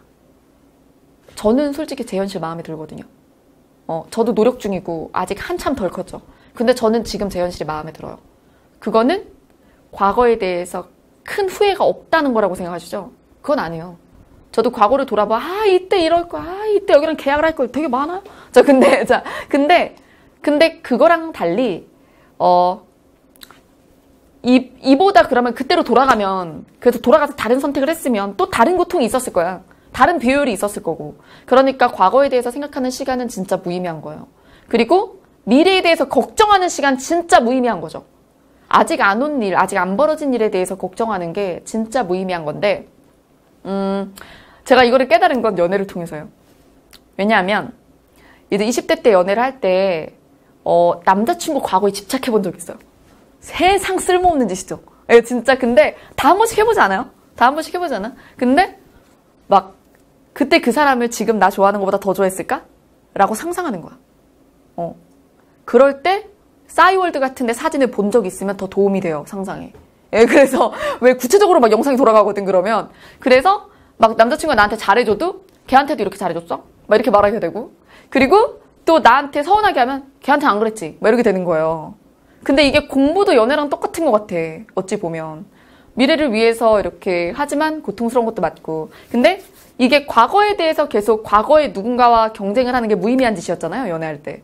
현재를 망치는 거죠. 그러니까 과거를 후회하고 뭐 혹은 아니면 과거에 전 여친이랑 비교하는 게 현재 연애 망치는 것처럼 과거를 반성하는 것도 의미 없고, 지금 현재 뭐 남자친구 만나요? 만난다고 해봐요. 근데 이 사람이 바람나면 어쩌지? 이거 고민하는 것도 진짜 세상 쓸모없는 짓인 거야. 아직 안 벌어졌잖아. 바람이 나면 그때 사제를 절단을 하든 아니면 묻어버리든 뭐 어떻게 하든 간에, 그죠? 어떻게 하든 간에 근데 아직 안 벌어진 일이잖아. 근데 그걸 가지고 미리 막 의심하고 그리고 막 안절부절하고 이랬던 적이 있었죠, 저도 어릴 때. 그러니까 그거랑 똑같은 거예요. 의미 없어요. 그러니까 과거나 미래에 대한 생각을 하지 마시고 저는 항상 이거에 비유를 하거든요. 테트리스를 즐기세요. 계획의 테트리스, 공부의 테트리스. 저는 주변에서 일중독자라고 얘기를 하는데 그 나쁜 뜻 아니라고 생각해요. 그러니까 저는 진짜로 스케줄이 꽉 차서 제가 막 여러 가지 스케줄이 오잖아요. 뭐 이렇게 라이브 토크도 오고, 그리고 막 교재 쓰는 것도 오고, 막 수업도 오고, 뭐 촬영도 오고, 상담도 오고, 막 이렇게 와. 그럼 그게 종류가 다른 블럭이 막 떨어지는 거예요. 그리고 어떨 때 속도가 막 빨라져. 속도가 막 빨라져. 근데 그러면 레벨이 올라간 거잖아요. 그럼 막 적재적소에 막 쌓아. 그럴 때 기다란 바 하나를 기다리면서 쌓지 않아요? 누구나? 그럴 때 또 그게 나올 때 희열이 있어. 딱 꽂아주고 팡 깨지고 이런 거 있잖아. 근데 그런 거를 우리가 테트리스 같은 게임에서만 느끼는데 일상에서 느끼면 돼. 그래서 그건 계획만이 주는 거예요. 그래서 되게 강박 같은데 여러분 수험생은 강박이 필요해요. 강박이 필요해요. 과거를 후회하고 미래를 두려워하느니 강박을 가지는 게 낫죠. 시간 강박. 그래서 플래너를 짜고 클리어, 지워, 빡빡 지워. 막 그러면서 쾌감을 느끼는 거야. 남았어? 여기로 옮겨. 자, 그래서 결국에는 어떤 날인가는 더해서 지워. 그러면서 쾌감을 느끼는 게 그게 합격의 비법이죠. 자, 그 다음에 공시 준비하면서 연애해도 되냐? 자, 이거 연애해도 되냐?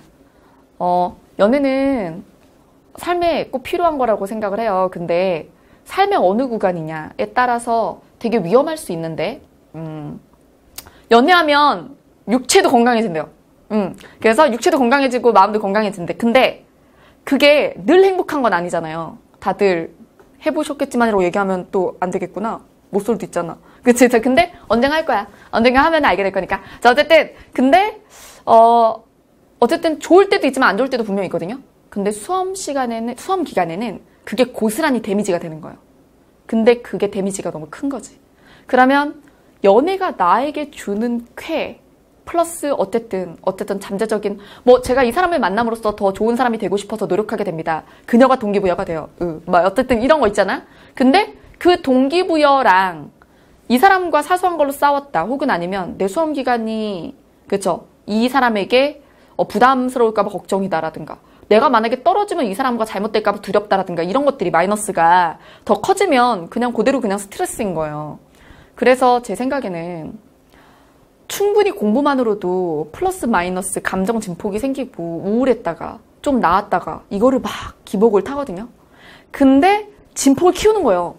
네, 그래서 연애를 하면 그래서 연애를 하고 계시는데 끊어낼 필요는 없다고 생각을 해요. 그러면 너무 또 보고 싶고 마음이 막 뭐 아코디언도 아니고 접히고 펼쳐지고 그러는 거 아니잖아. 그러니까 연애를 하고 있으면 그 연애 잘 하시면 돼요. 그리고 연애할 때 그 친구가 여러분들이 이 시험 공부하는 거를 응원을 해주고 도와주지 않으면 그 사람 인연 아닌 거지. 지금 당장만 여러분하고 같이 있고 싶은 거지 미래를 함께 하고 싶으면 공부를 돕겠죠. 그렇죠? 예, 그러니까 짧은 연애를 위해서 미래를 망칠 필요는 없잖아. 그런 연애는 정리하고 근데 오래 만났고 뭐 결혼할 수도 있다고 생각하고 뭐 결혼을 안 하더라도 오래 미래를 함께 할 수 있다고 생각을 해. 그 이 사람이 되게 동기부여 같아. 그럼 가져가는 거예요. 그 연애는. 근데 새로운 인연을 만드는 건 굳이 그래야 하나 라고 생각을 합니다. 예. 그리고 특히나 수험가에서 연애를 시작하는 거는 제가 너무 많이 봤어요. 그러니까 연애를 시작하는 것도 많이 보고 둘 중에 하나만 붙는 것도 많이 봤어요. 둘 중에 하나만 붙었을 때 얼마나 아픈 시간을 가지게 되는지 이런 경우도 봤어요. 물론 먼저 붙었어 한 명이 되게 응원하고 그래서 나머지 한 명이 그 다음에 붙는 아름다운 결말도 봤죠. 그래서 뭐 둘이 계속 연애하고 이런 것도 봤는데 근데 한 명이 먼저 붙고 한 명이 남아서 고통스러워하는 것도 봤어요. 그러니까 사실은 홀로 있었고 수험생활 시작할 때 그러면 마음에 드는 사람이 좀 생겨도 눈에 드는 사람이 생겨도 시험 붙고 나서 그 사람을 눈앞에서 놓칠까봐 두려워요? 여러분 사랑은 1000번 와요 1000번. 그쵸? 아니 그러니까 이렇게 얘기하면 좀 그렇다. 그러니까 지금 눈앞에서 놓친 그 사람을 평생 다시 만나지 못할까봐 그래서 지금 일단 고백하고 사귄다는 거는 그거는 좀 잘못된 생각인 것 같아요. 인연이면 어디선가 다시 만나겠죠. 그렇죠? 그러니까 운명을 믿으세요. 운명을 믿고 당장 막 도서관에 있는 그녀를 지금 고백 안 하면 평생 다시 못 만날까봐 고백을 해야겠다. 이런 거는 좀 아닌 것 같습니다. 자, 그 다음에 회사가 어려워지면서 상대적으로 나이도 많고 필요 없는 사소한 업무 담당인 제가 잘렸는데 왜 회사를 그만뒀는지 물어보면 어떻게 답하라고 코치해 주실 건가요? 필요 없어 보이는 인상을 주긴 싫은데 면접에서 진실되게 답변하는 게 되게 중요하지만 그렇다고 모든 진실을 내놓아야 될 필요는 없어요. 그리고 저는 이 말씀을 먼저 드리고 싶어요. 상대적으로 나이도 많고 필요 없는 사소한 업무 담당인 제가 라고 말씀을 하셨어요. 근데 저는 상대적으로라고 쓰셔서 그나마 다행이라는 생각은 드는데요. 나이도 많고 필요 없는 사소한 업무 담당인이라고 생각하셨던 게 자존감이 많이 훼손되신 것 같아요. 근데 그래서 이 공부를 시작하실 때 자신감이 없으시고 또 아니면 면접까지 걱정이 되시고 그러면 안 돼요. 공무원이 되면 다들 부러워할 거예요. 그래서 여러분 이렇게 공부 열심히 하셔서 결국은 오래 붙어내시면 거기서 버티고 있었던 사람들이 다 부러워할 겁니다. 예, 그래서 만약에 이 퇴사 과정에서 굉장히 이제 자존감에 어쨌든 훼손을 겪으셨다면 자존감이 다치셨다면 그러면 서력을 하겠다는 심정으로 열심히 하셨으면 좋겠고요. 그리고 면접관이 회사를 왜 퇴사했습니까? 라고 물어볼 때는 잘렸습니다 라고 답하지 않아도 됩니다. 예, 그래서 또 구구절절 이야기를 얘기할 필요도 없어요. 더 늦기 전에 공익을 위해서 일하고 싶어서 도전했습니다 라고 하면 됩니다. 자, 정답. 자, 그 다음 자, 다 끝나가니 아쉬워. 그러네요. 12분 남았네요. 재미있었어요? 자, 노량진 커플 커터. 뭐, 노량진 커플 커터. 바깥에서 사귀었어. 같이 공무원 보기로 해서 들어왔어. 인정. 자, 근데, 여기 와서 만나지 마. 그리고, 예를 들어, 반말해서 죄송해요. 흥분했네요. 자, 예를 들어, 한 교실에서 자주 본 사람이에요.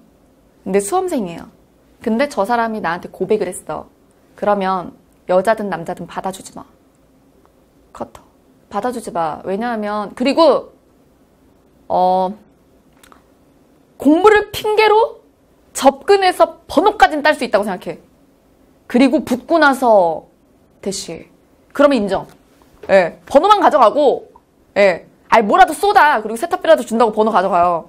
왜 그런 거 왜 못해? 그쵸? 그 다음에 번호 따는 거 뭐 어렵나? 그쵸? 근데 관심 있어서 따는 게 관심 있어서 딴다는 거 티 안 낸 다음에 붙고 나서 데이트 신청하세요. 근데 그게 그러니까 수험 생활 중에 고백하는 거는 안 그랬으면 좋겠는 게, 그리고 받아주지 않았으면 좋겠는 게, 일단 이기적인 거라고 생각해요. 나는 지금 당장 쟤를 사귀고 싶어. 당장 사귀고 싶어. 그쵸? 근데 그건 내 욕구잖아. 그리고 나는 연애하면서도 공부할 수 있어. 그런 성격 스타일이 있는 거예요. 근데 저 사람은 아닐 수도 있어요. 저 사람은 사소한 것에 흔들리는 사람일 수도 있어요. 그러면 제가 여자니까 여학생들한테 얘기할게요. 언니 얘기 들어. 언니 얘기가 맞아. 언니라고 할게요. 왜냐면 연애에 대해서 고민한다는 거는 그죠, 저보다 연장자일 확률이 낮으니까. 근데 언니 얘기가 맞아라는 건, 자, 그대가 노량진의 독서실이나 학원에 있어. 근데 누가 사귀재. 그럼 받아주지 말아야 돼. 왜냐하면 그 사람은 당신이 붙고 떨어지고에 별로 관심이 없어. 예. 그러니까 그대가 그대를 정말 하나의 사람으로서 평등하게 대우하고 연애해줄 수 있는 남자면 그대가 꾼 것에 대해서 실현하는 걸 도와주려고 해야 돼요. 그리고 자기도 자격 조건을 갖춰서 어느 정도, 물론 그렇다고 여러분 연애할 자격이 없다고 얘기한 건 아닌데, 얘기하다 보니까 자꾸 그렇다. 자, 어쨌든, 이게 라이브의 폐해네. 말이 필터링이 안 돼. 자, 어쨌든, 좀 더 나은 남자가 돼서 뭔가 좀 안정적인 남자가 돼서 고백을 하려고 노력을 해야지 이기적이지 않은 거예요. 그래서 여러분이 공부가 잘 될지 안 될지, 그죠? 그런 거 관심 없고, 여러분들이 공무원이 돼서 활동을 할 수 있을지 없을지 여러분들의 삶의 미래에 대해서 깊이 생각하지 않는 거야. 지금 당장 사귀고 싶은 거야. 사랑을 속삭이고 손잡고 막 그러고 싶은 거야. 그러면은 그런 사람하고 연애해봤자 얻을 수 있는 거 상처밖에 없어요.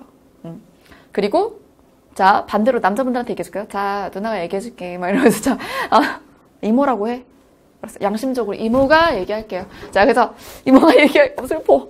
자, 어쨌든 근데 여러분들 나이 이모는 아니지 않아요? 누나 해요? 자, 좋아요. 자, 그러면 누나가 얘기할게요. 자, 여자분이 수험생이야. 근데 한번 만나보고 싶다고. 그러면 대시도 먼저 하고 쩔게 멋있는 여자다 이럴 게 아니야. 수험 기간에 그쵸? 나한테 대시할 정도의 여자면 이 생각을 하세요. 내가 감당할 수 있나? 이렇게 생각을 해. 감당하기 쉽지 않은 여자분일 거야. 그죠? 예. 저도 연애가 하고 싶어요. 네, 그럴 수 있죠. 자, 운영자요? 운영자분이면 어디서 온 거지? 자, 운영자분이 저도 연애가 하고 싶으시다고. 네. 이분은 제가 또 뭐 이렇게, 소개팅을 해드릴 수도. 자, 그 다음에, 인수생인데 지방직 시험 전날 한숨도 못 자고 다음날 청심환을 먹어도 시험장에서 긴장이 안 풀리네요. 그래서 긴장에 대한 얘기는, 이거는 시험 전날 제가 항상 모의고사 때나 이럴 때 얘기해 드리는 건데, 긴장이, 이 생각을 하세요. 긴장한다고 시험 망치는 거 아니에요. 그걸 여러분들이 공식화하신 게 문제예요. 긴장이 몰입을 돕기도 합니다. 근데 여러분들이 나는 긴장했으니까 망할 거야 해서 망하는 거예요. 그러니까 긴장했으니 망할 거야 해서 망할 거야 때문에 망하는 거지, 긴장해서 망하는 게 아닙니다. 아시겠죠? 긴장을 했어. 쫄려. 쫄려. 그치? 그러면은 나 잘 풀 거야. 긴장했으니까 실수 안 하겠네. 이 공식도 되는 거거든요. 네. 자, 그 다음에 또 저 터프 하시다. 한 터프. 네. 제가 이렇게 또 말 안 하면 이렇게 세상 참하다면서요. 듀오 모델 같다고 뭐 이렇게 미안해. 자, 그 다음에 또 뭐가 있을까요? 조카 근황 궁금하다. 저희 유나진, 요즘에 말이 엄청 늘어가지고 또 제가 국어 선생님이잖아요. 말이 엄청 이제 늘어서 막 이렇게 얘기해요. 아진아 이제 이모 갔다 올게 이렇게 얘기하면은 이모 오늘 멋지다. 멋지다. 예쁘다 말고 멋지다도 해요. 멋지다도 하고 또 뭐 이런 거 빨래 같은 거 아직 안 말랐어. 뭐 이런 것도 말할 줄 알아요.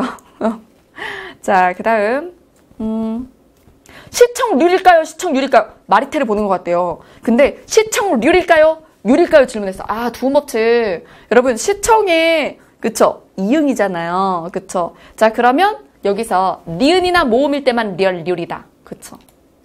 자, 그 다음에 하루 순공시간 필요하냐? 여러분 저는 초시생일 때는 순공시간은 신경 안 쓰셔도 된다고 생각해요. 왜냐면 초시생은 수업량이 많을 수밖에 없어요. 그러니까 공부 시간을 잴 때 양심적으로 수험생이면 하루 12시간 이상 공부해야 되죠. 12시간 이상 공부하고 15시간을 지향하는 거예요. 그죠? 그래서 12시간, 15시간 사이에서 움직여야 되는 거예요. 그럴 때 선생님 저는 이동거리가 길어서 교통에 뭐 이렇게 길바닥에서 쓰는 시간이 많습니다. 다 핑이야. 길바닥에서 제가 아는 친구는 고양이였던 친구도 있어요. 양 말고 고양시 사는 친구도 있고 수원 살았던 친구도 있고 막 별의별 데에서 다 와요. 노량진까지. 근데 그 친구도 1시간 반에서 2시간씩 걸리잖아요. 근데 어떻게 했냐면 외워야 될 거 있죠. 하루 종일 공부를 해가지고 외워야 될 거를 녹음을 해가지고 그걸 이어폰으로 듣고 다녔단 말이에요. 그 친구들. 그러니까 길에서 버리는 시간이 많다. 그것도 공부 시간이 될 수 있죠. 암기해야 될 것들을 자기가 녹음해서 이어폰으로 듣고 다녔다는 거지. 자, 그래서 하루에 12시간 이상 만든다. 그죠? 이걸 목표로 하고, 그러면 일주일, 어떤 날은 또, 뭐, 저 병원 갔다 와서, 그러면은 뭐, 9시간일 수도 있어. 그러면 주말에 더 채워야지. 그래서 하루에 12시간을 해서 15시간을 지향하면서 항상 어제 나랑 경쟁하면서 물리적으로 인강 듣는 시간, 뭐 수업 듣는 시간, 그리고 독학하는 시간 다 합쳐서 총 공부 시간을 늘리도록 노력을 하세요. 그 다음에 또 최근에 올라온 게 뭐 있을까? 아, 진짜 예능 찍어도 된다고? 정말? 방송 좀 타면은 뜰까? 어쨌든 자, 노량진에 올라가면 이래저래 돈이 많이 들죠. 그래서 학원들이 이제 뭐 총무님들이나 이렇게 뽑아요. 그래서 학원에서 아르바이트 할 수도 있어요. 근데 물론 어쩔 수 없죠. 공부 시간 뺏기는 건. 근데 다 자기 여건 안에서 최선을 다하는 거예요. 네. 저도 대학교 다닐 때 제가 학비 그리고 용돈 이런 거 다 벌어서 썼거든요. 네. 원래 강사들 치고 집안이 엄청 빠방한 사람들은 없어. 그렇죠. 공부는 좀 했는데 뭐 어쨌든 자기가 좀 일찌감치 돈을 벌기 시작해서 강사하는 사람들이 많거든요. 근데 자기 자신의 어떤 경제적인 상황 같은 것들을 비관하는 거는 정신에도 합격에도 도움이 전혀 되지 않아요. 그러니까 내 안에서 최선을 하는 거야, 항상. 내 안에서. 근데 다른 사람들 하루 종일 공부하는데 나는 몇 시간밖에 공부를 못하고 그래서 떨어지는 거야 라고 생각하는 사람은 떨어져요. 그러니까 노량진에 오셔서 아르바이트를 하시면서 일하실 수도 있는데 되도록이면 바깥 아르바이트보다는 학원 아르바이트가 낫겠죠. 그렇죠? 그래서 뭐 공부 시간에 뭐 손실은 있겠지만 그 다음에 아래 보실 때 예뻐요? 고개 들지 말래. 나 그럼 카메라 보면 안 되는 거야? 어떡해. 제가 약간 수업할 때 턱을 드는 버릇이 있어요. 그래서 약간 얼굴이 실제 카메라에 덜 갸름해 보이는 게 있죠. 근데 사실은 제가 그렇게 얼굴이 왜 하지마? 얼굴이 그렇게 크지는 않고 턱도 그렇게 넓진 않은데 제가 자꾸 턱을 드는, 말할 때 막 그래서 이런 버릇이 있어가지고 고개 숙이고 계속 이렇게 하면 되는 거예요? 자, 약간 이렇게 하고 있을 때 약간 이미지가 괜찮아? 자, 내일 설명회, 네, 노량진 설명회 제가 합니다. 내일 설명회 오시면 이제 또 제가 이것저것 쏘고, 이거 라이브도 지금 3분 남았는데 제가 티패스도 10개고 막 이렇게 교재도 있고 그렇잖아요.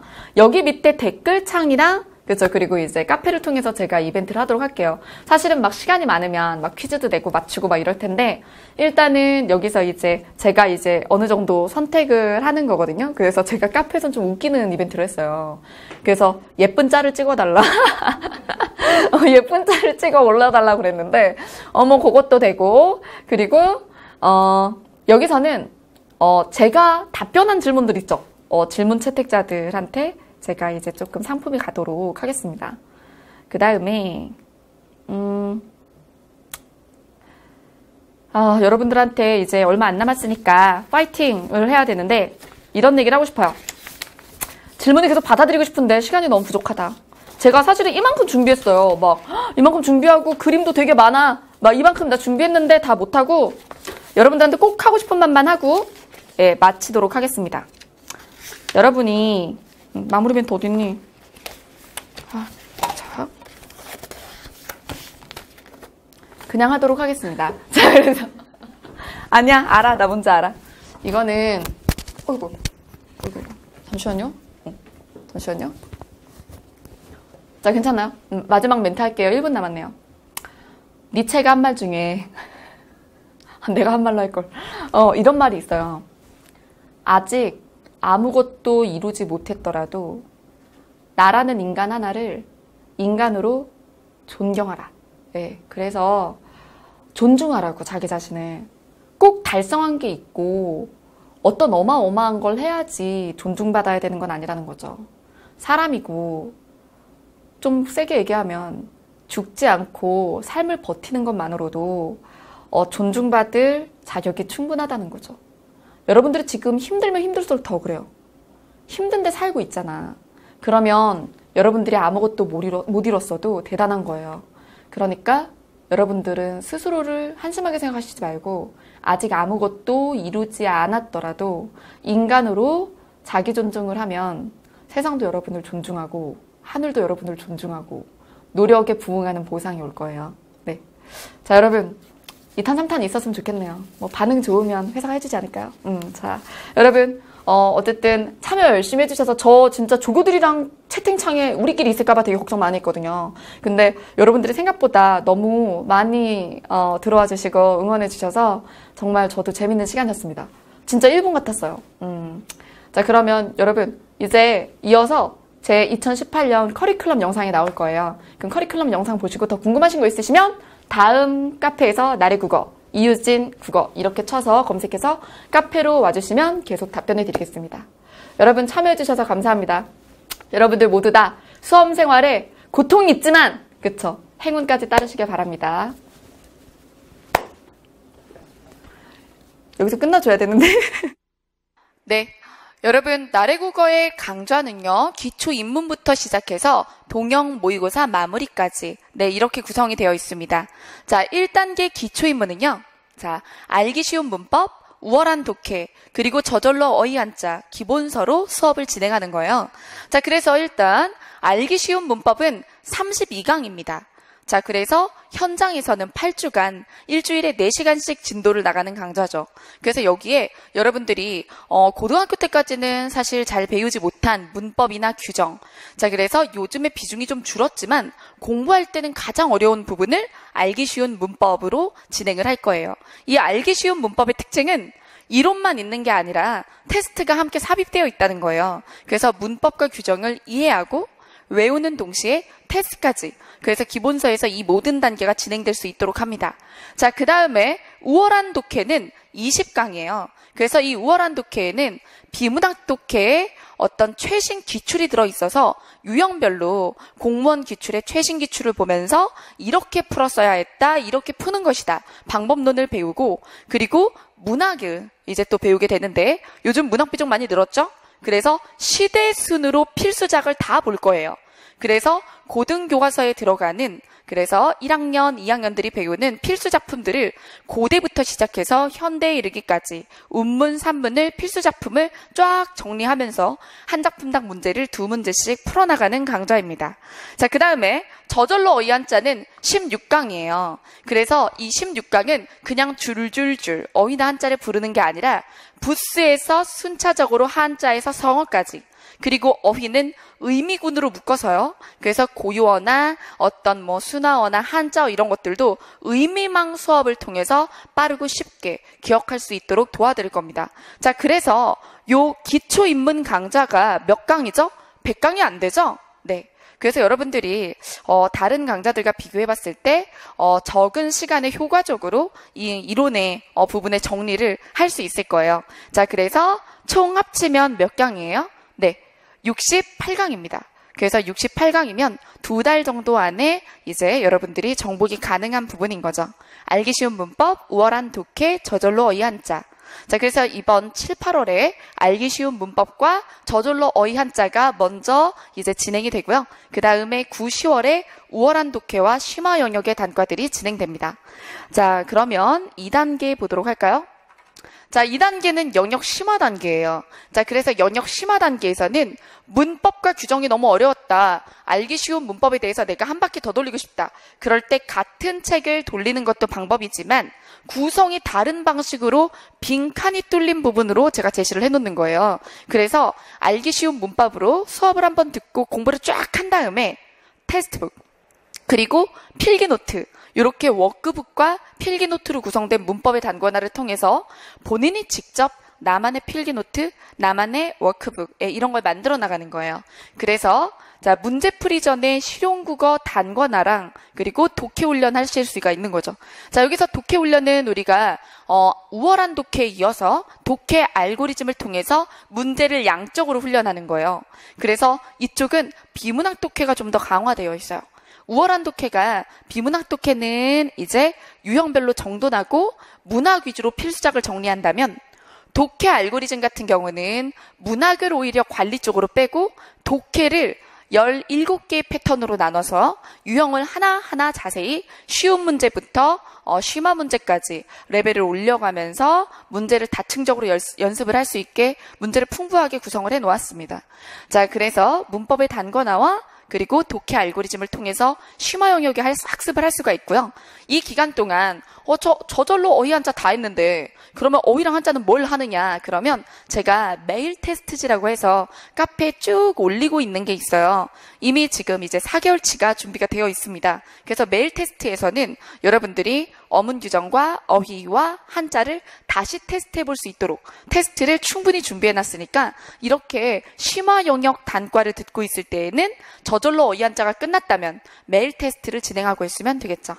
자, 그 다음 단계 기출 문제 풀이입니다. 제 또 기출 문풀이 또 엄청나게 특별하죠. 자, 2가지로 구성이 되어 있는데 둘 중에 하나를 선택하시면 돼요. 빈출 코드 160은 뭐냐면 한 600제가량의 문제를 다루는데요. 수업편과 과제편으로 나누어져 있어요. 그랬을 때 수업편은 제가 이론과 방법과 문제를 대표 유형, 기출을 이렇게 연결해서 보여드려요. 자, 이렇게 푸는 거예요. 이 문제는 이것이 기반으로 이루어져 있죠. 자, 이 문제는 여기서 출제가 된 거예요. 그래서 이렇게 풀어야 돼요. 이런 얘기를 쭉 해요. 수업편에서. 그러면 그 주에 수업편에서 한 주에 20개씩 코드를 나가요. 그러면 피드백, 그죠? 과제편에서도 20개 코드에 대해서 유사 유형의 기출이 이렇게 하나씩 있거든요. 그러면 그 문제들의 해설지를 직접 써보는 거예요. 자, 하나 예를 들어볼게요. 이렇게. 자, 이게 9번 이렇게 되어 있죠? 자, 문제가 조사들 중에서 보조사 의미 찾기였어요. 자, 그러면 제가 이론을 여기다 이렇게 줘요. 수업 시간에 했던 거죠. 수업 시간에 했던 걸 이렇게 놓고 빈칸에 뽕뽕뽕뽕 뚫어두는 거예요. 그러면 이론을 다시 읽어보면서 수업 시간에 했던 걸 복습하면서 빈칸을 채울 수 있는지 자기 자신을 점검할 수 있겠죠? 그 다음에 유사 유형인 새로운 기출을 보면서 정답 사유와 오답 사유를 적어보고 이것을 피드백 받는 커리큘럼입니다. 자, 그래서 빈출 코드 160은 자, 수업편과 피드백편까지 합치면 수업편만 들을 수도 있고 피드백편만 들을 수도 있는데 수업편만 듣는다면 48에 32강이고 저렇게 직접 기출 첨삭 프로젝트에 참여를 해서 일주일에 2시간씩 피드백을 더 듣는다면 28에 16, 16강이 더 추가가 돼서 48강으로 이루어져 있어요. 자, 그래서 수업편, 과제 피드백편. 그래서 48강이라 기출 커리큘럼 치고 조금 무거워 보이기도 하지만 뭘 하는 거다? 기출을 1000제, 2000제 푸는 것보다 여러분 600제 해설을 쓸 수 있는 사람이 더 탁월한 실력을 가질 수밖에 없어요. 그래서 기출을 저 기출 3회독했어요. 저 기출 5회독했는데 저 왜 떨어졌죠? 이런 사람들 많아. 문제를 그냥 외우면 안 돼요. 내가 남한테 해설할 수 있는 수준까지 갈 수 있게 하는 거예요. 빈출 코드 160입니다. 자, 그 다음 기출 300제는요. 좀 늦게 합류한 사람들. 예, 그래서 겨울에 이제 시험에 합류하거나 그랬을 때는 이 160을 듣기에 시간이 너무 빠듯한 거죠. 기출을 안 하자니 너무 불안해. 그렇다고 기출을 보자니 얼만큼 봐야 될지 모르겠어. 시중에 나와 있는 기출 문제들은 막 이만해. 그쵸? 너무하잖아요? 예, 그래서 자, 기출에서 반드시 풀어야 되는 문제를 겹치는 유형이나 문제를 다 날려서 알짜 문제 300제만 뽑아낸 겁니다. 자, 물론 160을 듣는 게 더 좋겠지만 시간이 없을 때 혹은 아니면 그죠? 160을 들었다. 근데 시간의 텀이 좀 떠서 그래서 한참 지나서 기출 복습하고 싶다. 그럴 때에는 기출 300제를 사용하시면 되겠습니다. 네. 자, 그 다음 예상 테마 강좌 보도록 하겠습니다. 단원별 예상 문제 강좌와 그리고 약점을 케어할 수 있는 테마 강좌들이에요. 자, 일단 단원별 예상 문제로는 닥치고 고득점이 있어요. 어때요? 이름이 조금 센가요? 근데 정말 목표가 그렇거든요. 그래서 영역별로 단원별로 자, 이런 문제 틀렸다라는 코너와 이렇게 나온다 코너가 이렇게 쌍둥이로 붙어 있어요. 자, 그래서 이런 문제 틀렸다 같은 경우는 자, 일행기출뿐만 아니라 기타 직렬, 국회직이나 교행직이나 이런 쪽에서 어려웠던 문제들만 싹 모으는 거예요. 오답률이 높은 문제만 싹 모아가지고 이런 문제 틀렸다. 왜 틀렸을까? 하면서 이제 기출 분석을 하는 거예요. 그러면서 그것과 유사 유형을 제가 쌍둥이 문제들을 냈거든요. 자, 그래서 이렇게 나온다. 자, 어려웠던 그 문제를 비슷하게 하지만 조금 더 어렵게 해서 그래서 단원별 예상 쌍둥이 문항을 만들어 놓았으니 그래서 이런 문제 틀렸다와 이렇게 나온다. 같이 단원별로 진행해 나가는 거예요. 자, 그 다음 자, 테마 특강 부분들 좀 보도록 할게요. 테마 특강 약점 강좌. 자, 여기서 제가 올해 야심차게 준비한 N수를 위한 올인원이라고 있어요.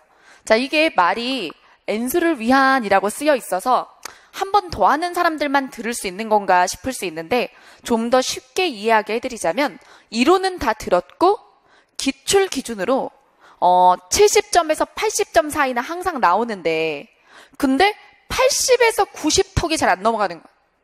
그래서 안 나올 때는 70, 75도 나오고 그리고 잘 나와도 95, 100이 안 나오는 그래서 답답한 사람들 그런 사람들을 위한 강좌예요.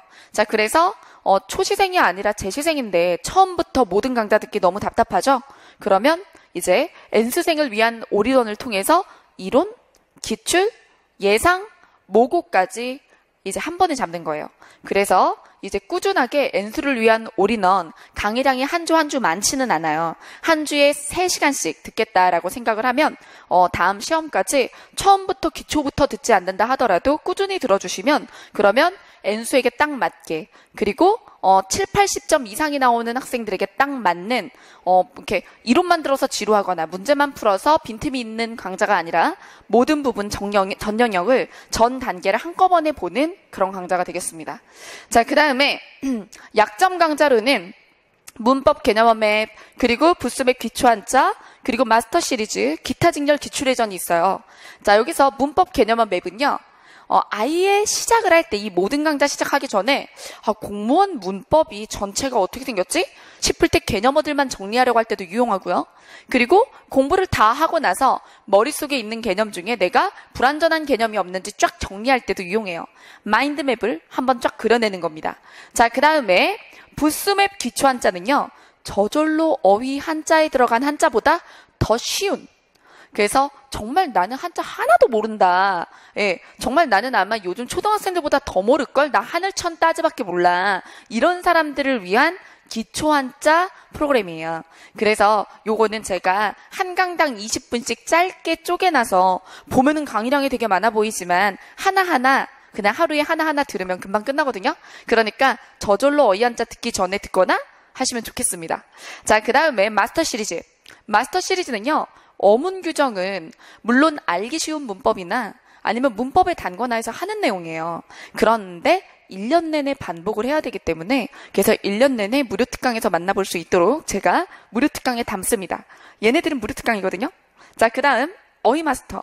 어휘 마스터는 저절로 어휘 한자 쪽에 어휘의 기출 파트만 뽑아서 실제 어휘의 기출은 이런 방식으로 출제가 되니까 공부를 이렇게 해야 한다까지만 그리고 훈련을 더 같이 하고 싶으면 저절로 어휘 한자 들어오시면 되고요.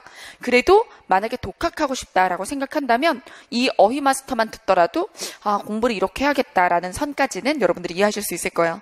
그 다음에 한자 마스터. 한자 벼락치기라고 지금 제가 이제 올해 진행을 했었고요.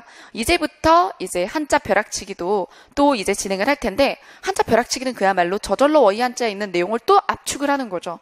그래서 여기 있는 규정 마스터, 어휘 마스터, 한자 벼락치기 이런 것들은 유료 강좌를 줄여놓은 강좌라고 보시면 되겠습니다. 자, 그 다음에 기타 직렬 기출례전은요.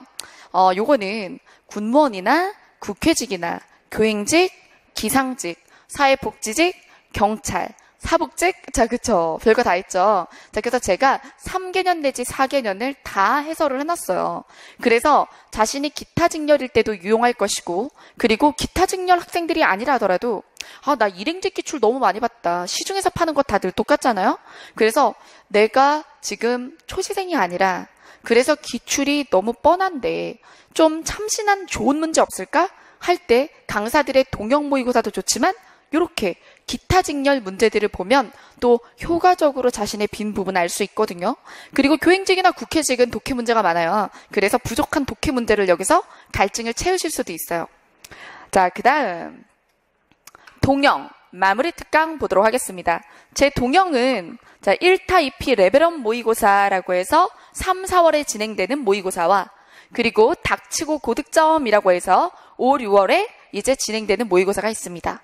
자, 이때 3, 4월에 진행되는 1타 2피 레벨업 모의고사는요.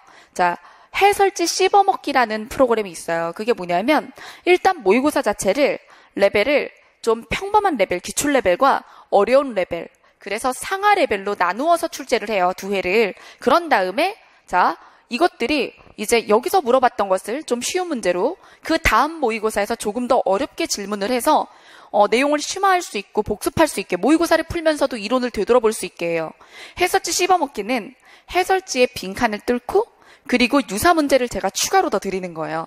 그래서 사실은 모의고사지만 일주일에 2개, 3개의 모의고사 이상으로 많은 문제와 이론을 접할 수 있는 이제 모의고사입니다. 그 다음에 닥치고 고득점 모의고사는요, 서울시와 지방직 시즌에 이제 진행을 하게 되죠.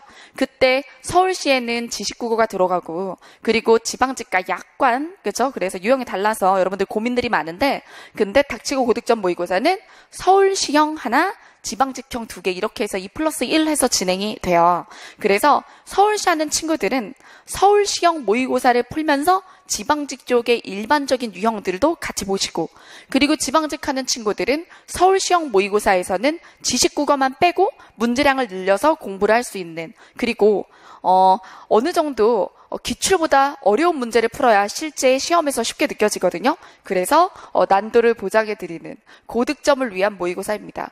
그래서 1타입 레벨업 모의고사를 듣고 나서 고득점 모의고사를 딱 들어주시면 이렇게 점점 어려운 문제를 보면서 실력이 올라가겠죠. 그 다음 마무리 특강. 마무리 특강에서 출제 포인트 9구는 시험에 나올 수 있는 것을 문법 규정, 독해 유형, 그리고 어휘 한자까지 99가지의 유형으로 나눈 거예요. 그래서 출제 포인트 9구로 이제 쫙 이론 기본서를 다시 보는 느낌으로 정돈을 한번 하고, 그리고 국립국어원 털기는 온라인 가나다라고 해서 국가에서 만든, 그쵸? 우리의 질의응답을 받아주는 기관이 있어요. 그래서 수험생들도 그거 많이 활용하죠? 그래서 그쪽에서 자주 올라오는 질의응답을 정리를 해서 여러분들이 궁금해할 만한 것들을 쫙 Q&A 방식으로 마무리 정돈하는 거예요. 네. 그래서 지금 우리가 기초인문부터 동영 마무리까지 강좌 한번 쭉 살펴봤습니다. 여러분, 요게 뭐죠? 우리의 뇌예요. 여기 보면 수험생이 열심히 사다리를 타고 올라가서 쏟아붓고 있어요. 열심히 공부를 합니다. 근데 망각이라는 것이 정말 무서워서 우리가 공부한 만큼 혹은 아니면 공부한 것보다 더 빠져나가는 것 같이 느껴질 때도 많아요. 그래서 이 시험은 경쟁자들과의 싸움이기도 하지만 나 자신과의 싸움이기도 해요. 내가 잊어버리는 것보다 늘 더 공부를 하고 있어야 되는 거죠. 근데 그냥 하염없이 한다고 해서 되는 건 아니잖아요. 어떻게 하면 한 번 공부한 걸 가장 덜 잊을까? 이 부분에 고민이 필요합니다. 그래서 제가 333 학습법을 이제 제 수업을 듣는 친구들한테 자주 이야기하고, 저도 커리큘럼이나 테스트지나 이런 것들을 333에 맞춰서 주려고 노력을 하는데요. 그게 바로 뭐냐 하면 수업을 듣고 나서 3시간 뒤에, 그죠? 여러분 이게 근데 지키기 어려워요. 3시간 뒤가 어려우면 그날 자기 전에 누워가지고 회상하는 것만으로도 어마어마한 효과가 있다고 그러잖아요. 그래서 수업 뒤에 3시간 뒤에 교재를 다시 읽으면서 회상을 할 수 있게. 그 다음 수업 3일 뒤에 시간을 또 투자해서 3일 전에 수업을 들었던 내용을 테스트지로 복습할 수 있게. 그 다음에 수업을 들은 뒤에 13일 뒤에 그때쯤에는 잊지 않았는지 객관식에 적용해 보거나 아니면 테스트지를 다시 꺼내서 요약을 해보는 과정, 이런 것들을 제가 수업 중간중간 끊임없이 제시를 할 겁니다. 그래서 제 강의를 들으면 그냥 진도를 나가는 그런 기분도 들겠지만 그저 그뿐만이 아니라 수업을 할 때마다 지난 시간에 이걸 배웠죠? 테스트지 강의 자료실에 있는 이거 한번 해봅시다. 그 다음에 우리가 2주 전에 이거 배웠죠? 오늘 배운 것까지 포함해서 이거 풀어볼까요? 이런 식으로 계속 배운 거를 다시 한번 제가 여러분들이 알아서 꺼내지 않아도 제가 꺼내서 보여드릴 거예요. 그래서 주기적으로 복습이 가능하게 그렇게 커리큘럼을 설계하도록 하겠습니다. 여러분, 여기는 어디냐면 제 다음 카페예요. 그래서 이제 제 다음 카페가 거의 이제 5,000명이 다 돼가거든요.